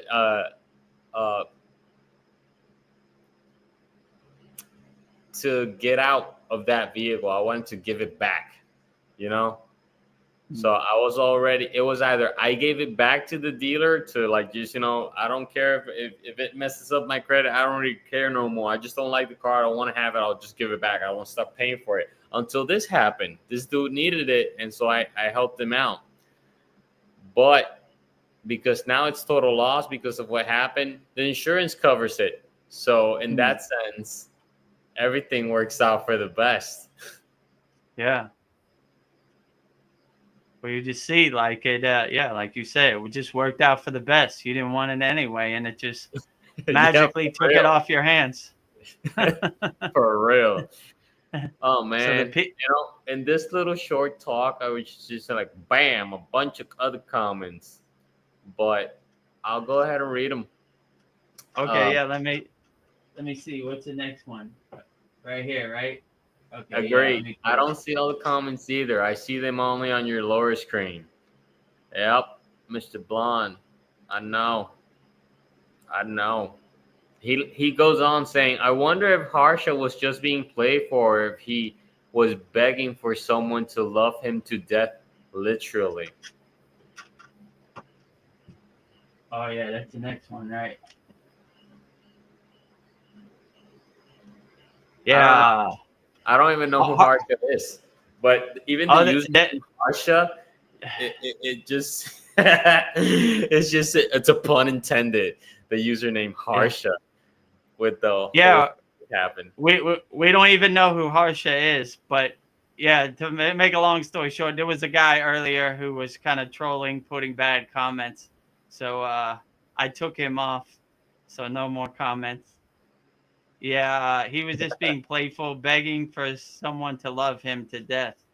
Literally. Yeah, well, they're hurt people out here, hurt people. So they try to get under your skin. They try to talk bad. They try to get a emotional reaction. If you have your shield up, they can't affect you. You laugh at them like the joke it is. And that's exactly what we did. So if you're going to come on our Kriya Yoga Satsang, come in peace. When I used to DJ, they used to have a sign, the security in front, and said, come in peace or leave in pieces. So So come in peace and love, and you'll be perfectly fine. But post a bunch of negative comments, well, then you won't be fine. Oh, This ain't the we'll place just for it. send Agastyr's mantra towards them to liberate Oh, from all yeah. demons and their despair. Oh, yeah. Agastier loves to eat those demons. So you'll be in trouble if you got a lot of demons around you.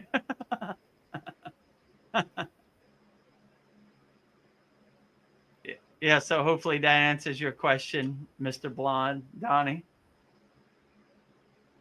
Practice Being says, Put it up there. Yeah. Okay. I used to believe that wearing black absorbs all surrounding energies, even negative. But now I realize that's just a limiting belief, and I'm only subject to what I hold in mind. Totally agree, you know? Yeah, totally agree. Like if you start letting other people's perceptions become your perceptions, then they start to affect you. But if you don't have that limiting belief, then it can't really affect you. Like I said before, if a tree falls in the woods and you didn't hear it, did it really fall? So you should be uplifted to such a higher spiritual level that no matter what color you wear, no matter what happens, you really can't be affected by it. Like all these superstitions or preconceived notions are more for lower frequency beings. Like when you reach a higher frequency, you can't be affected by it. It's almost like watching the pigs roll in the mud while you're on a higher cloud. You're on a higher frequency, so these things won't affect you. And there are a lot of examples of this in yogic philosophy. Ram Dass had a bunch of LSD tablets in his hand, and his guru named Karoli Baba saw it, and he said, "What is that?" He said, "No, Baba, you can't take this. This will kill you." And he goes, "Let me see it." And right when he held his hand out, he took them all and swallowed them all and just walked away. And he was like, "I just killed my guru," but he was on such a higher light frequency that none of these physical things could affect him. So nothing happened to him. He didn't go to the hospital. Nothing. He was unaffected by it. So if you're affected by these limited beliefs, then they will affect you. If you're not, then they'll just bounce off your shield like meteors in the atmosphere. They'll dissolve on impact. You'll kind of laugh at it like the joke it is, and you will be unaffected by it. So hopefully this answers your question, Practice Being.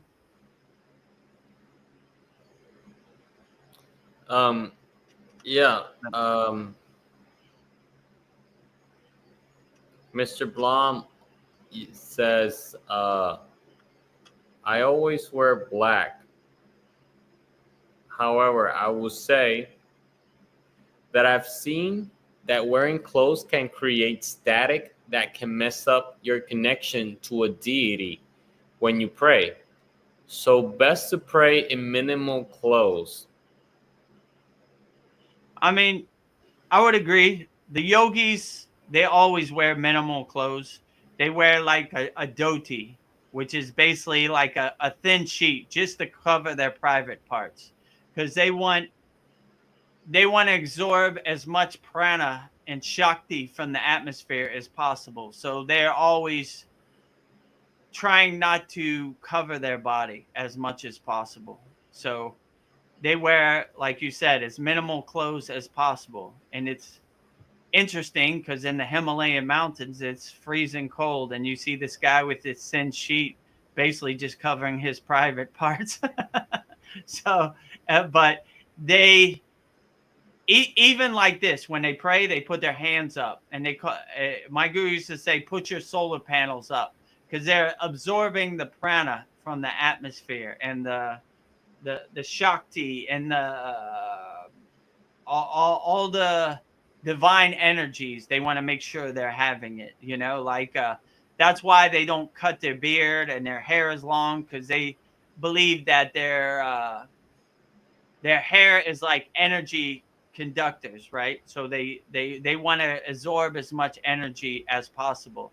So that's basically why they can fast as long as they can, because they're getting nourishment from the atmosphere, from nature, from the prana in the atmosphere. So that's definitely what they would say. So I mean, I never really seen a yogi wearing black. They mostly wear white, like me, or like orange, or different colors for different spiritual paths. But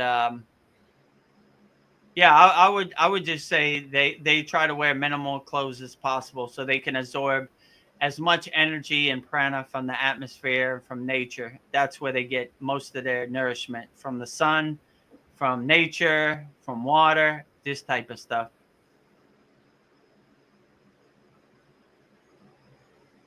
So yeah, hopefully that answered your question, Donnie, Mr. Blonde. I see we got a couple more. Practice being. Come here, correct Harsha. Plus, the only real freedom we have is to not react to anything. True. So yeah, I would just say you're the king of your castle. You're in control. So you control how you react to anything anybody says.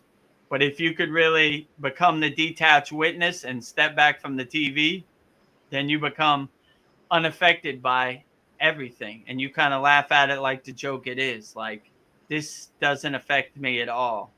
And I have the emotional detachment to not be affected by this in any kind of way.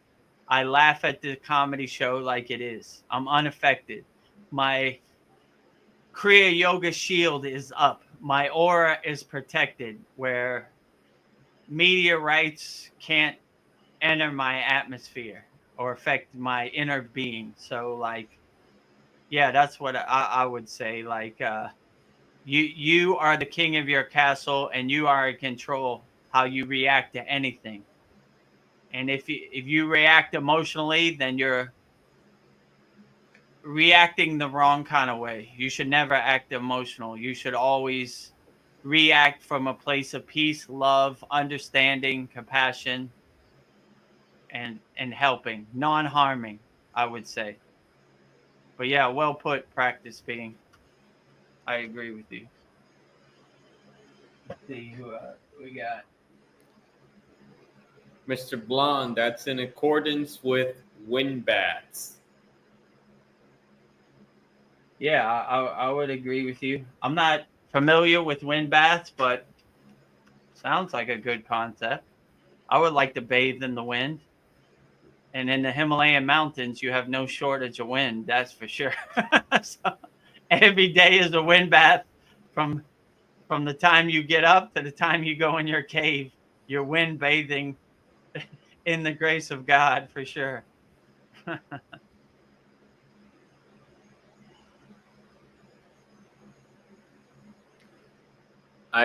You know how the spinal cord holds all the chakras from the base of the spine being red, and it Right. slowly goes up from red, then it goes to orange, then yellow, then green, then blue, indigo, and then violet in the top of the Right. head.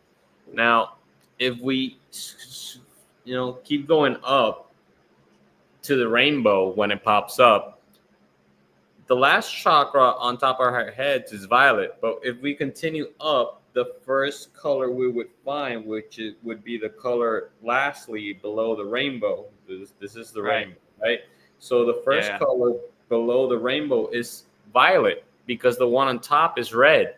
So we're literally mirrors of the light, the rainbow, the whole light spectrum, which is the True. color of the rainbow.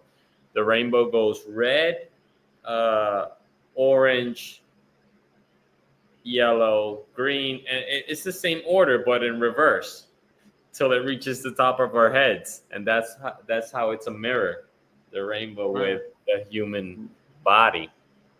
Nice. And That's so very profound. and so when we accompany the colors when we're cleaning our chakras, so to speak, and using the bijas with the humming sounds, with the hum, and at the beginning there was nothing. It was just darkness, but God gave the word, and the light came about. The word is vibration. That's the Right. action. It's not be light and there was light. It was actually vibration, because all our words are vibrations. They're just encoded in messages in a context we can understand. Words we can understand, whatever language that is. It's just vibrations. And so we accompany the color of our lower chakra, which is red, the base of the spine, with what's the bija for that one?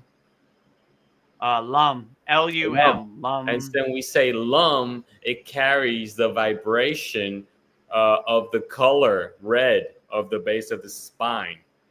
Right. And then so forth with the rest of the colors till the top. The vibration of our words or our humming sounds accompany the strength of the chakra and its color. And because, like you said, we're mostly water, there's a video on YouTube you can find where there's like plates with water on them, and there's this DJ with the whole set and everything, and he plays sounds, and it's like music, it's like techno music and stuff, but the sounds create shapes in the water by the vibration of the sounds. And when he plays another note, it creates another vibration, and it changes the whole image or pattern of the water. And it's a beautiful pattern, sort of like a snowflake in a way. Nice.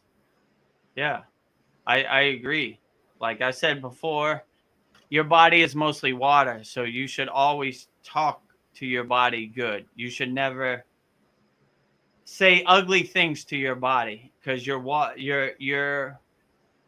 in your body holds that information, and you don't want it to hold bad information. You want it to make beautiful shapes. You don't want it to make ugly shapes, right? So why would you talk bad to yourself? So and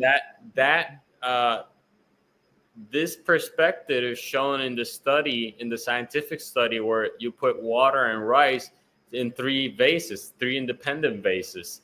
And to one you speak lovingly, to the other one you ignore, and to the other one you bad talk it. And the one you good talk or speak lovingly to it, it becomes gathering like a fermenting perfume like scent. The one who is ignored and the one who's back talk, they just deteriorate and smell bad. Nice. So it's also smell too, not only colors, it's smell. Yes.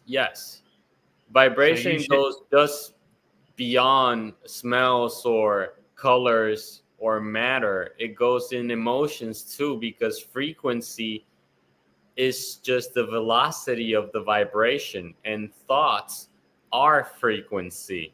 Thoughts are vibration. So even if we don't speak the words and we're thinking of the words, that in itself is the vibration. So limiting beliefs in that sense, what we think that affects us will affect us, because that's what we're believing.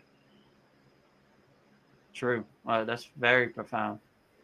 And so to abund a little bit more, there's actually numbers for each emotion that we feel, and numbers for each frequency, like despair, like anger, hate, depression. They all have numbers, a specific number of frequency that fall below the range of a healthy, spectrum. And so the lower frequencies are hate, anger, depression, anxiety, envy.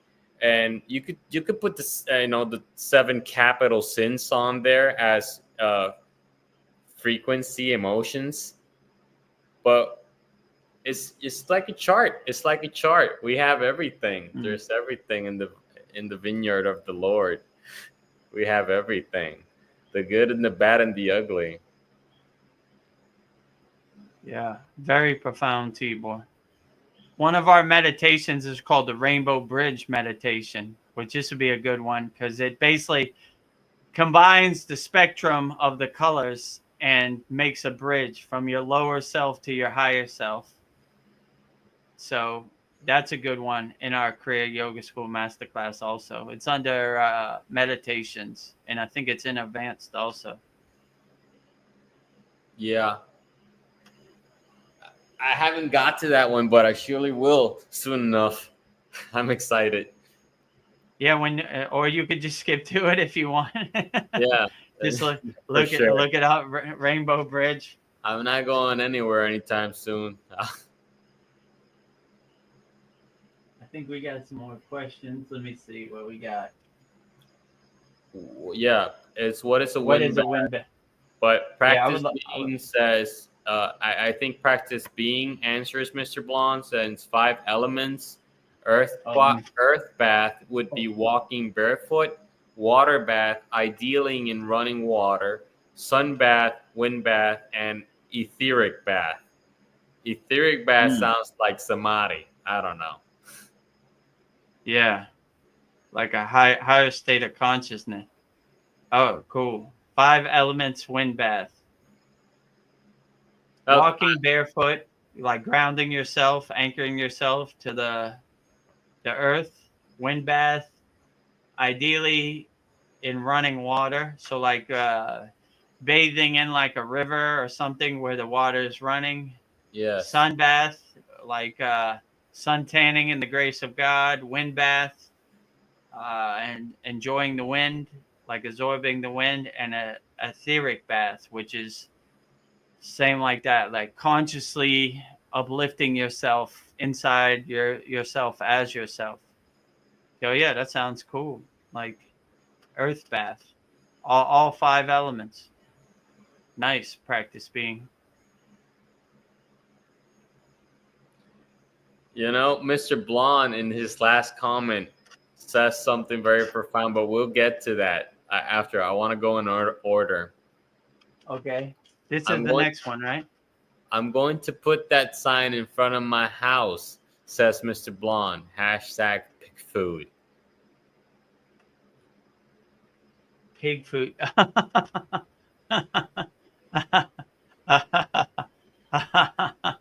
Okay, well, like yeah,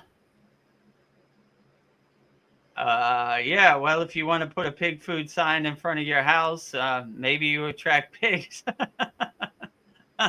Maybe you want to dance with pigs. I don't know. I prefer to go the other way, right? Like pigs not welcome here, but yeah, maybe it's a good opportunity to dance. Practice being says always bow down to water before you drink it. And he also states, are you familiar with David Hawking's work and the scale of consciousness? Yeah, so I'll answer the first question. Always bow down to water before you drink it. Yeah, so in our Kriya Yoga School Masterclass, we have a profound food mantra, which is basically we do what's called prasad or prasadam. We give to God first before we eat the food. So we ask for God's blessing to purify cleanse our food through our food blessing mantra and thank God for the nourishment of the food.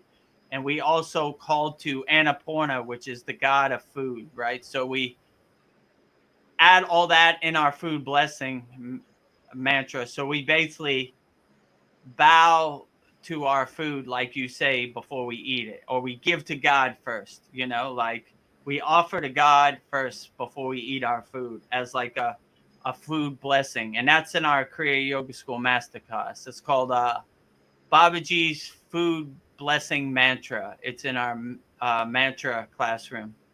So yeah, I would agree to you. We always give our food, our water, as everything as a blessing to God first, like offering to God first.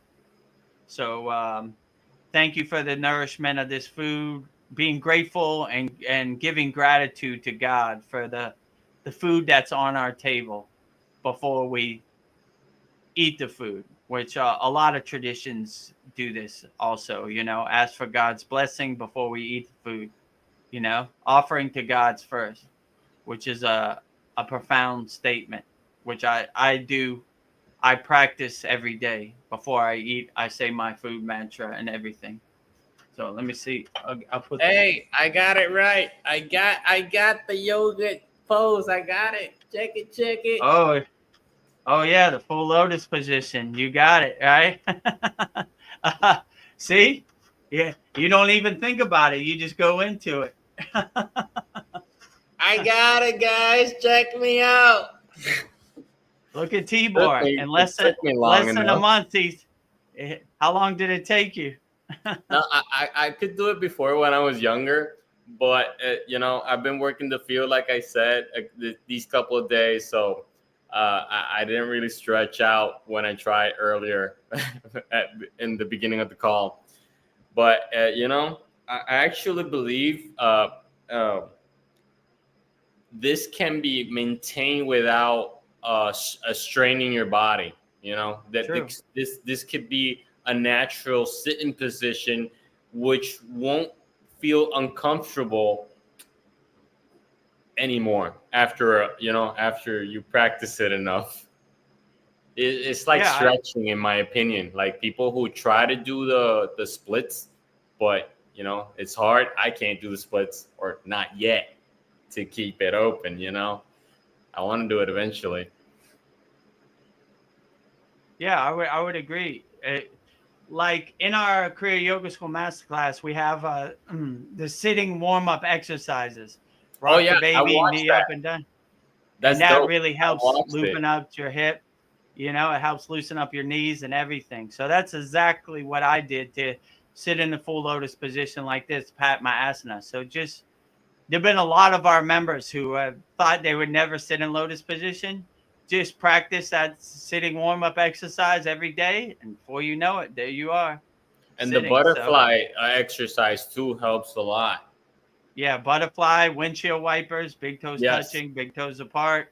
Really open up your hips and start opening up your hips. Rock the baby, left side, right side, knee up, knee down. You'll be surprised. So do you know the scale of consciousness thing of David Hawking work? The David Hawking. No, I'm not familiar, but if a practiced being wants to enlighten me, I'll gladly keep an open mind. I guess if I were to say anything about it, the scale of consciousness, I guess, is what we've been talking about for the past couple minutes. It's just how we decide to think and believe what's possible or what influences not. Because Babaji and Jesus and Shiva tells us anything is possible. Heck, we were alive, we were born human, but shit, my bad, I shouldn't say that.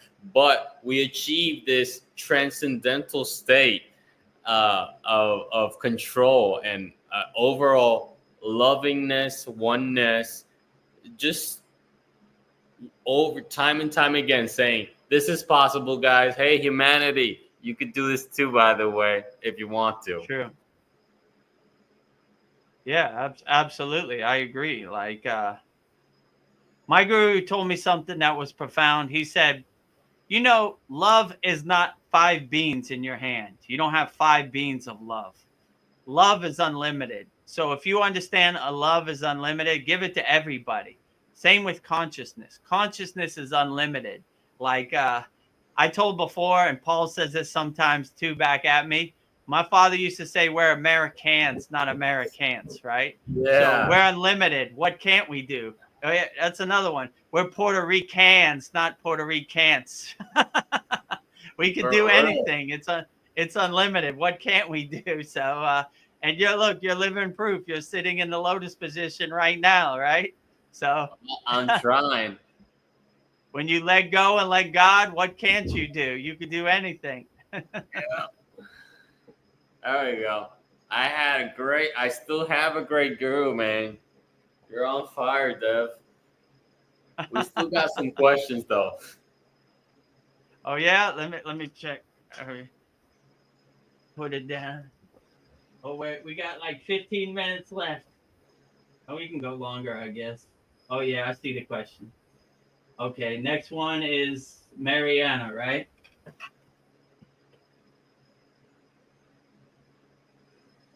I'm off. I am off social media too, Sandy, for a few years now, except Telegram. I use it as private messenger. Too much hate, stress, negativity. Yeah, like I was saying in the beginning, I think that was the first question Sandy asked.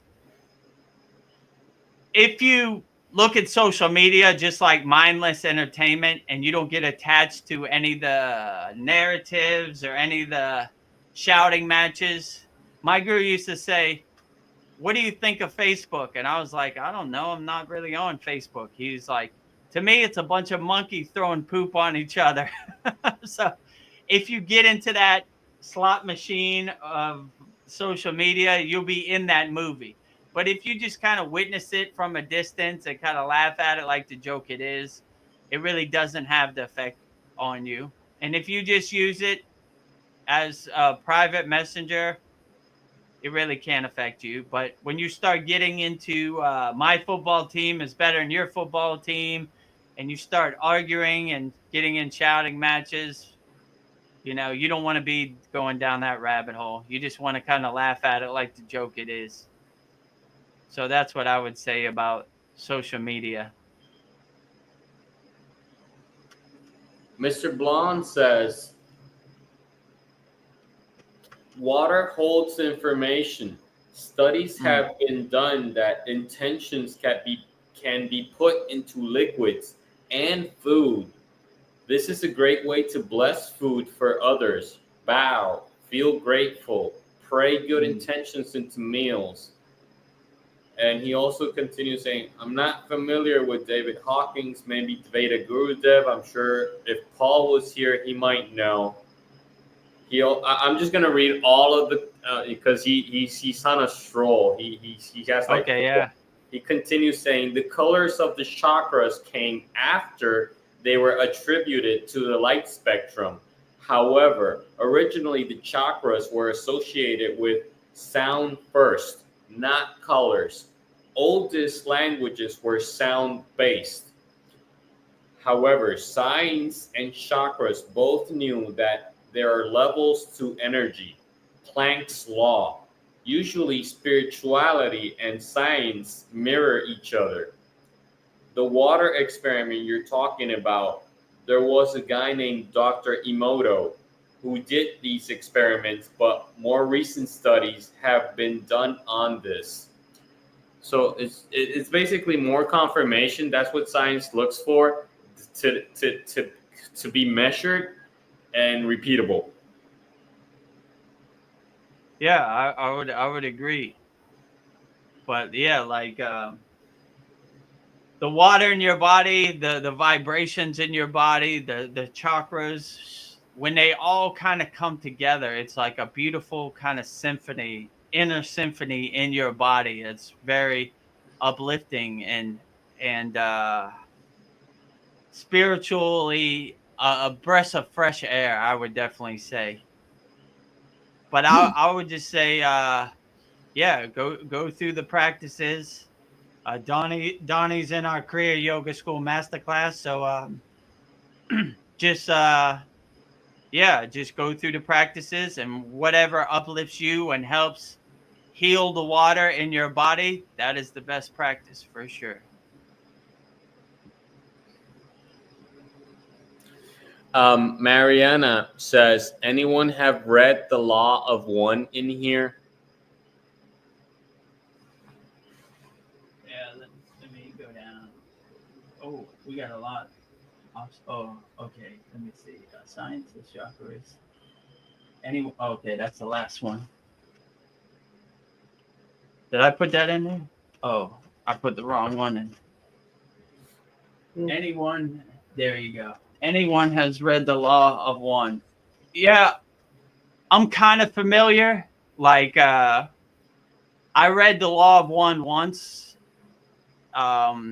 just so I had some kind of basic framework of it, but I'm not like a scholar on it. I understand like what was the guy's name? Ra, right? I think his name's Ra, and he's talking about the fifth dimension. So I resonate with the Law of One. I think it's a good book, you know, but I'm more on the Kriya Yoga path, but I think that's good information and correct information from my residents, you know. But I don't have too much of a overstanding about the Law of One. So if you want to tell me something about the Law of One, I'd be open to it, Mariana. Practice Being says, yes, the law of one and also the teachings of Quo. I don't know who Quo is. I don't know Yeah, what I the don't. law of one is either. I'm just hearing you guys talk it out. Yeah, so if you want to go into detail about the Law of One and Quo, I'm open to hear it. I don't know who too much about either of those. I don't even know who Quo is, but Law of One, I have a limited understanding about it.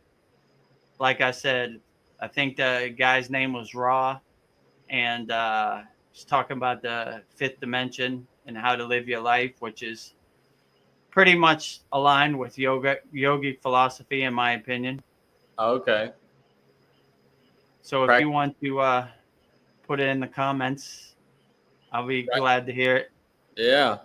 Practice Being says there comes a point where the accumulation of information becomes a distraction.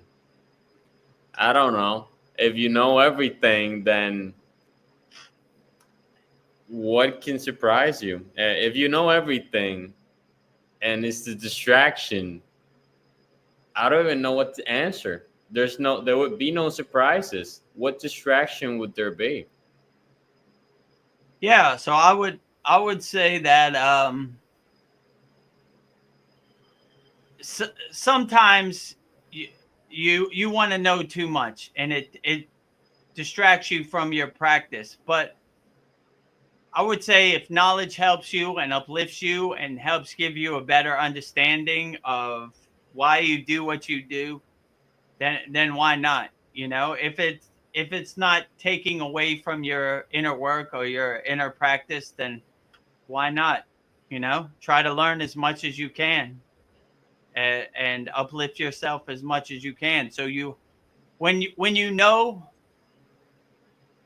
experience these Kriya Yoga practices, no one can tell you about it because you live it, you know it, you are being it. So that's when you start making other people's information become your information, that's when it starts to take away from or distract you. Just keep what makes you feel good and resonates with you and uplifts you, and that'd be great. And what doesn't, no need for it, you know? So I would say it only becomes a distraction if you let it become a distraction. If you're the king of your castle and you protect your castle, then nothing can distract you when you're laser focused on your inner work and doing your practice.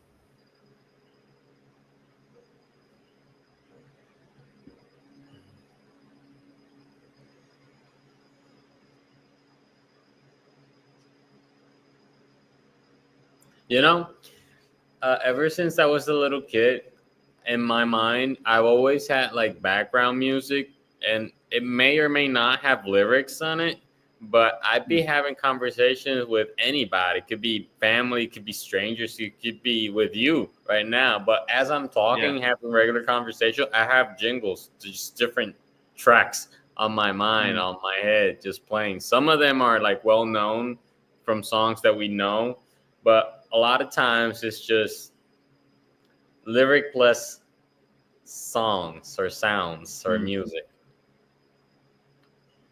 It just flows. I mean, I know it may be odd, but for me, it's kind of normal because I've been living with it so long. Yeah, like Veronica said, like I've said like Om Kriya Babaji Nam Om Namah Shivaya so much, it just became the soundtrack of my life. It just runs as the loop in the background every day, all day. All It could be, mantras, you know? yeah. I like the mantras and done habitually is what it was stated in the comments. Repeating it becomes like code, like program, True. and and you intensify it. And once you do it subconsciously, it comes naturally. You're just like we stated earlier. We're just being uh, the conduit. God is living through us. We're just True. flowing with it. Yeah, I definitely would agree with you. I They guess. say they say in yoga, ajapa japa, which means God is saying your mantra for you. So you just step back and let God say your mantra for you, which I think is a beautiful concept, you know?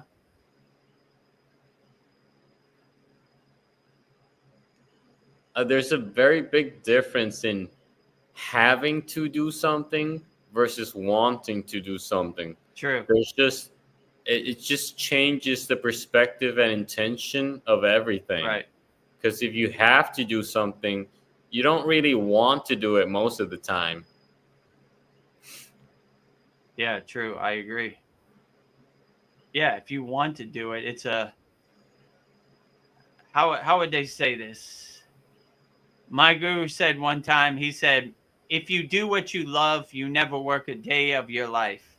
So when you love saying mantra japa, it's not like work, and it has a different intention or sankalpa, that the different vibration, that it's more of a blissful, loving kind of harmonious vibration than a stressful, suffering kind of vibration, you know, because you have to do it. It becomes non-work, you know?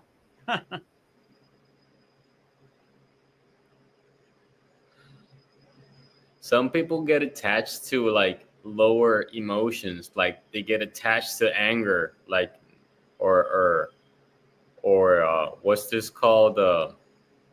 Wanting to take revenge or wanting to make justice for an injustice done to them. So they hold on to the Right. lower frequency emotion of anger like a drug. Because I've been in that position myself.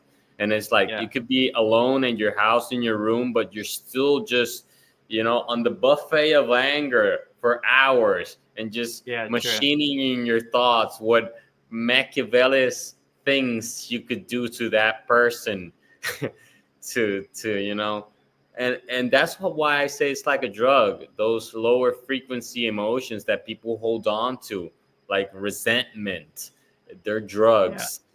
They're addictive, and they're hard to let go because it reflects on the way you talk and the tone you use whenever you speak to anybody, especially with your family, because Yeah, you true. could be with your family day by day, and it starts the chaos begins once you wake up fighting about where the milk is and the food and the coffee and you mira Diana te Yeah. llamo, niño, te llamo ya mismo.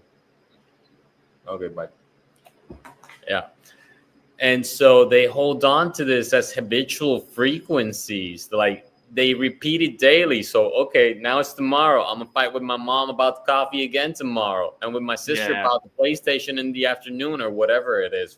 I'm just making things up as I go. But my main point is that we as human beings tend to latch onto a specific negative, lower frequency emotion. And True. we savor it. We don't just latch like parasites. We savor it. We enjoy it. Yeah. all the machinations in our on our thoughts of we're gonna do this to him or her, or they're gonna pay. Just watch, Yeah. like like the Bruno Mars songs, like the Bruno Mars song. Just don't Yeah. believe me, just watch. Don't believe me, Yeah. just watch.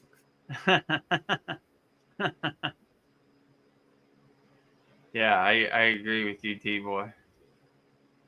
When you attach to that lower frequency emotion, it has a way of dragging you to hell, if you know what I'm saying, like and repeating it.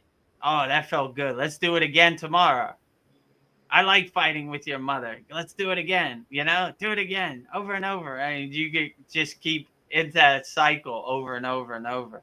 And it's just like, I've been around people and families that they just do it over and over again. It's like, dude, do you guys like to fight? No, we ain't fighting, bro. We Yeah. ain't fighting. We just talk to each other like this. Yeah, dude, bro, for real? Yeah. And it's just habitual. So it's normal. And to them, Yeah. they're not fighting. But to somebody else, it might look like they're definitely going at it. Yeah, for sure. I agree with you. And so, with that said, it's hard to help people. It's hard. Yeah, for sure. Because, especially, the hardest is to help people that don't want to be helped, or they think they already have the help they need and don't need any actual help from anybody else. Yeah, I definitely. hold all the answers. You gotta ask me. Me asking you, please. Yeah, I agree with you. And it's just, I think I stated a few weeks earlier how this whole life situation, humanity, the divine comedy, and just talking Yeah, for about sure. it just makes it evident, because that's all we do anyway. We talk about it. Yeah. We just do. Oh, yo, Mariana, I said something. She Oh, says, yeah, okay. Hold on. That's our last one. Oh, we got 4 hours? Okay. yeah, we gotta Last one. cut it done. So Andromeda says, I always like to learn new things about the nature of reality. Me too. That True. also includes NDEs, near death experience, and out of body states. I found those states phenomenal. I wish I could do it consciously. Have you ever done it consciously, Vedagurudev? Or Yeah, have you ever done it? they have different techniques. Like in our last class, we showed a technique which is basically kind of that, and that's how yogis go out of body, or like what do you say, remote view it. You know, like they engage the five senses and they make like a silent movie, and they're able to. They're not really going out of their body, but they're transmuting their consciousness to a different place, or their place of their choosing. So that's more how I would do it, like an NDE, or like a out of body state. I would say, staying in the body, but your consciousness goes to a different place. So this is a good technique that we showed in our 60th class and our 61st class. It's called Purna Bhava and Draya. Purna means complete, like full. Bhava means feeling or being, and Draya is the five senses. So when you engage all three of those together, you kind of begin to control your movie and begin to go into out of body states, so called, and go to places you want to go. So that's kind of how I would describe it. And Mariana is a member of our Kriya Yoga School, so yeah, this is a good way to remote view the yogic way, and it's in our PDF notes, and it's in our class for number 60th class and number 61st class. So I would try to practice it this way. But this is how you can go out of a body, and you have more control, and you begin to realize you're the creator, you're the director of your out of body state. So this is how I would do it. But I like to call it yogic remote viewing, because you're kind of remote viewing from afar, and especially if you master it.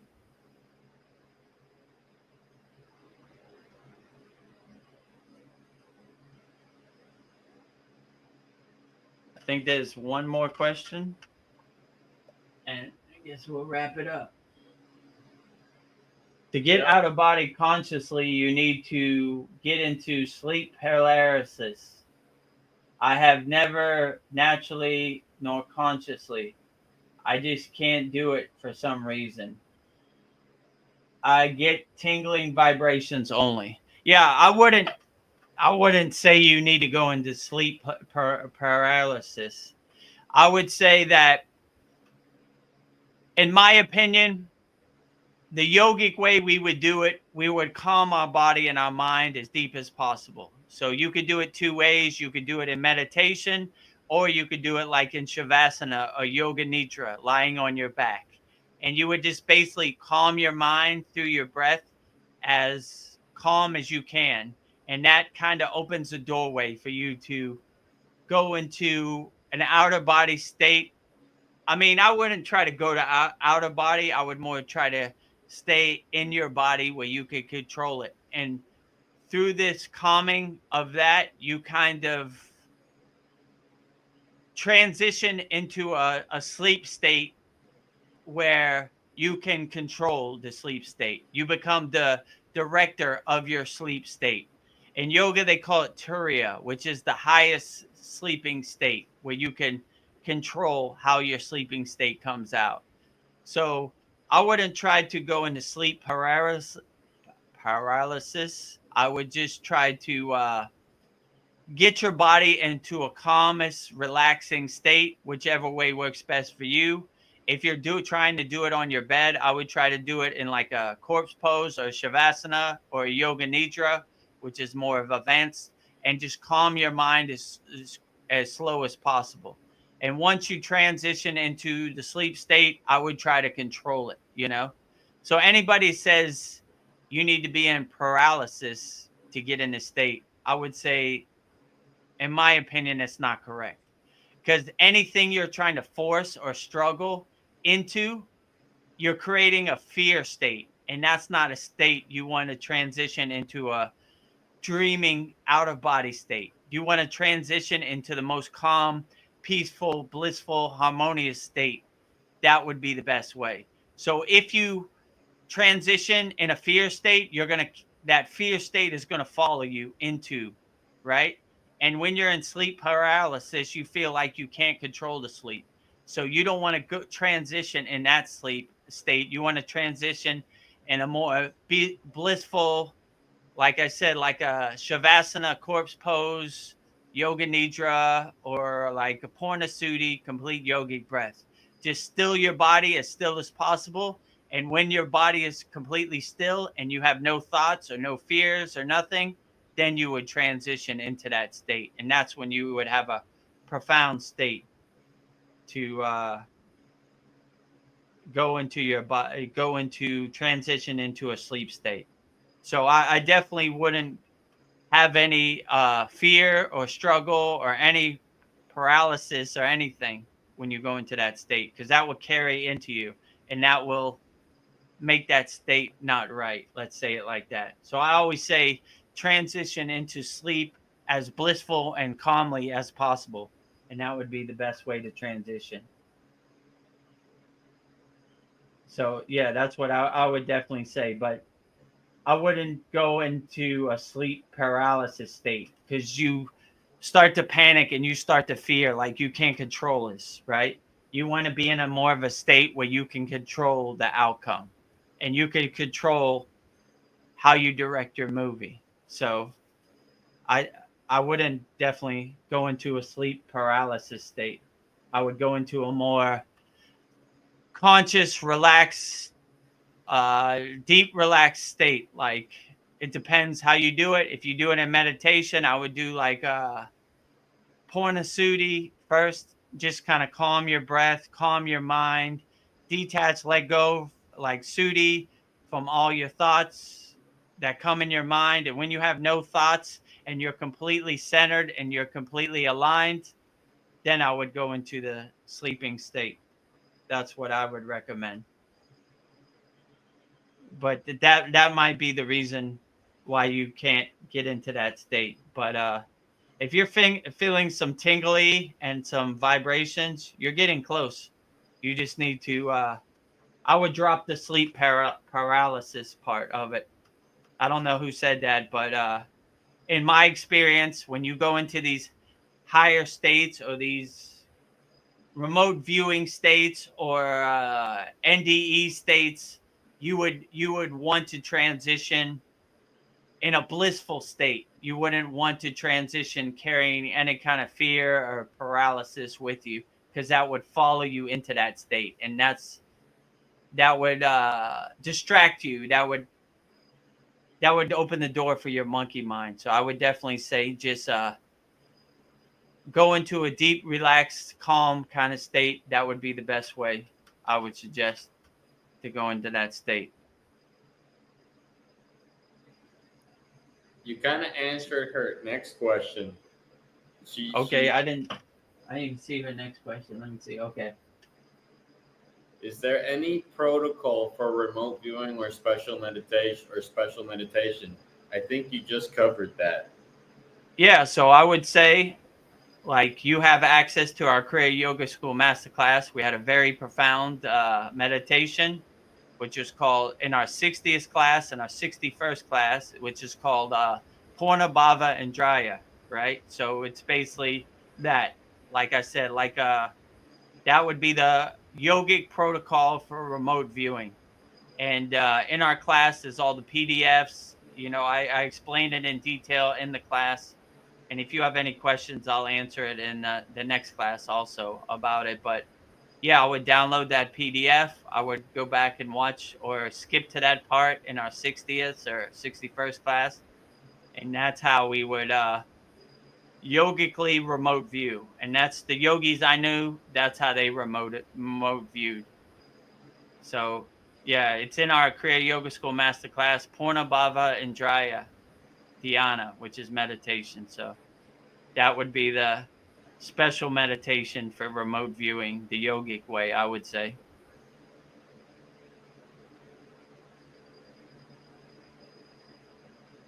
I think that's it. Okay, great. Well, let's wrap it up, I guess. Where are we at? 4 hours and 11 minutes. All right, sounds good. Let me move my camera up. I got my halo over my head. So, yeah, so that's it for this Satsang. If you enjoyed the Satsang and you would like to join us,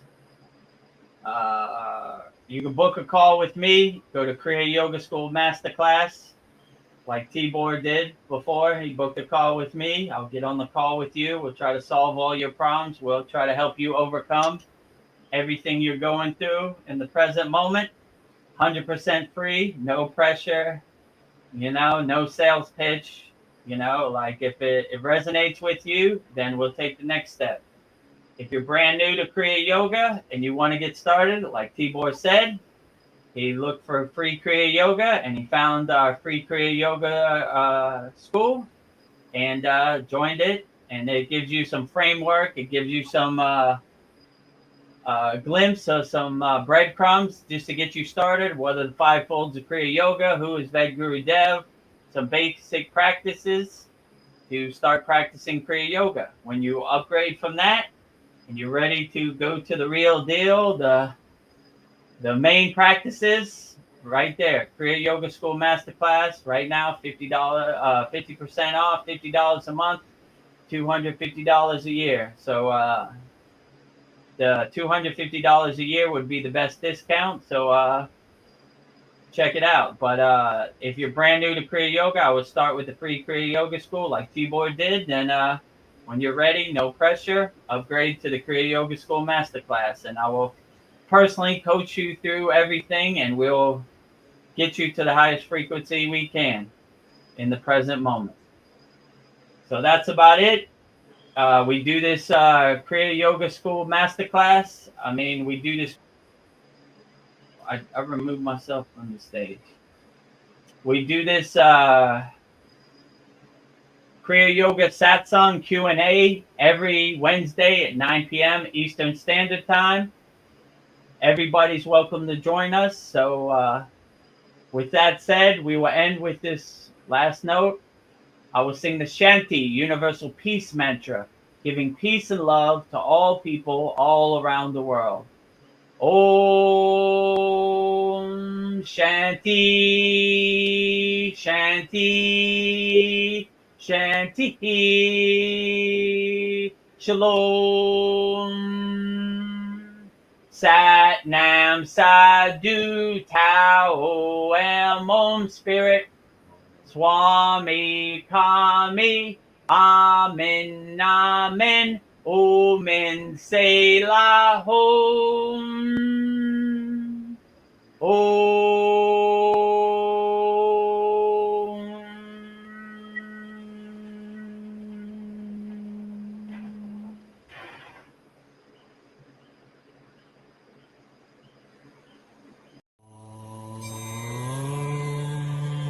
Kriya Babaji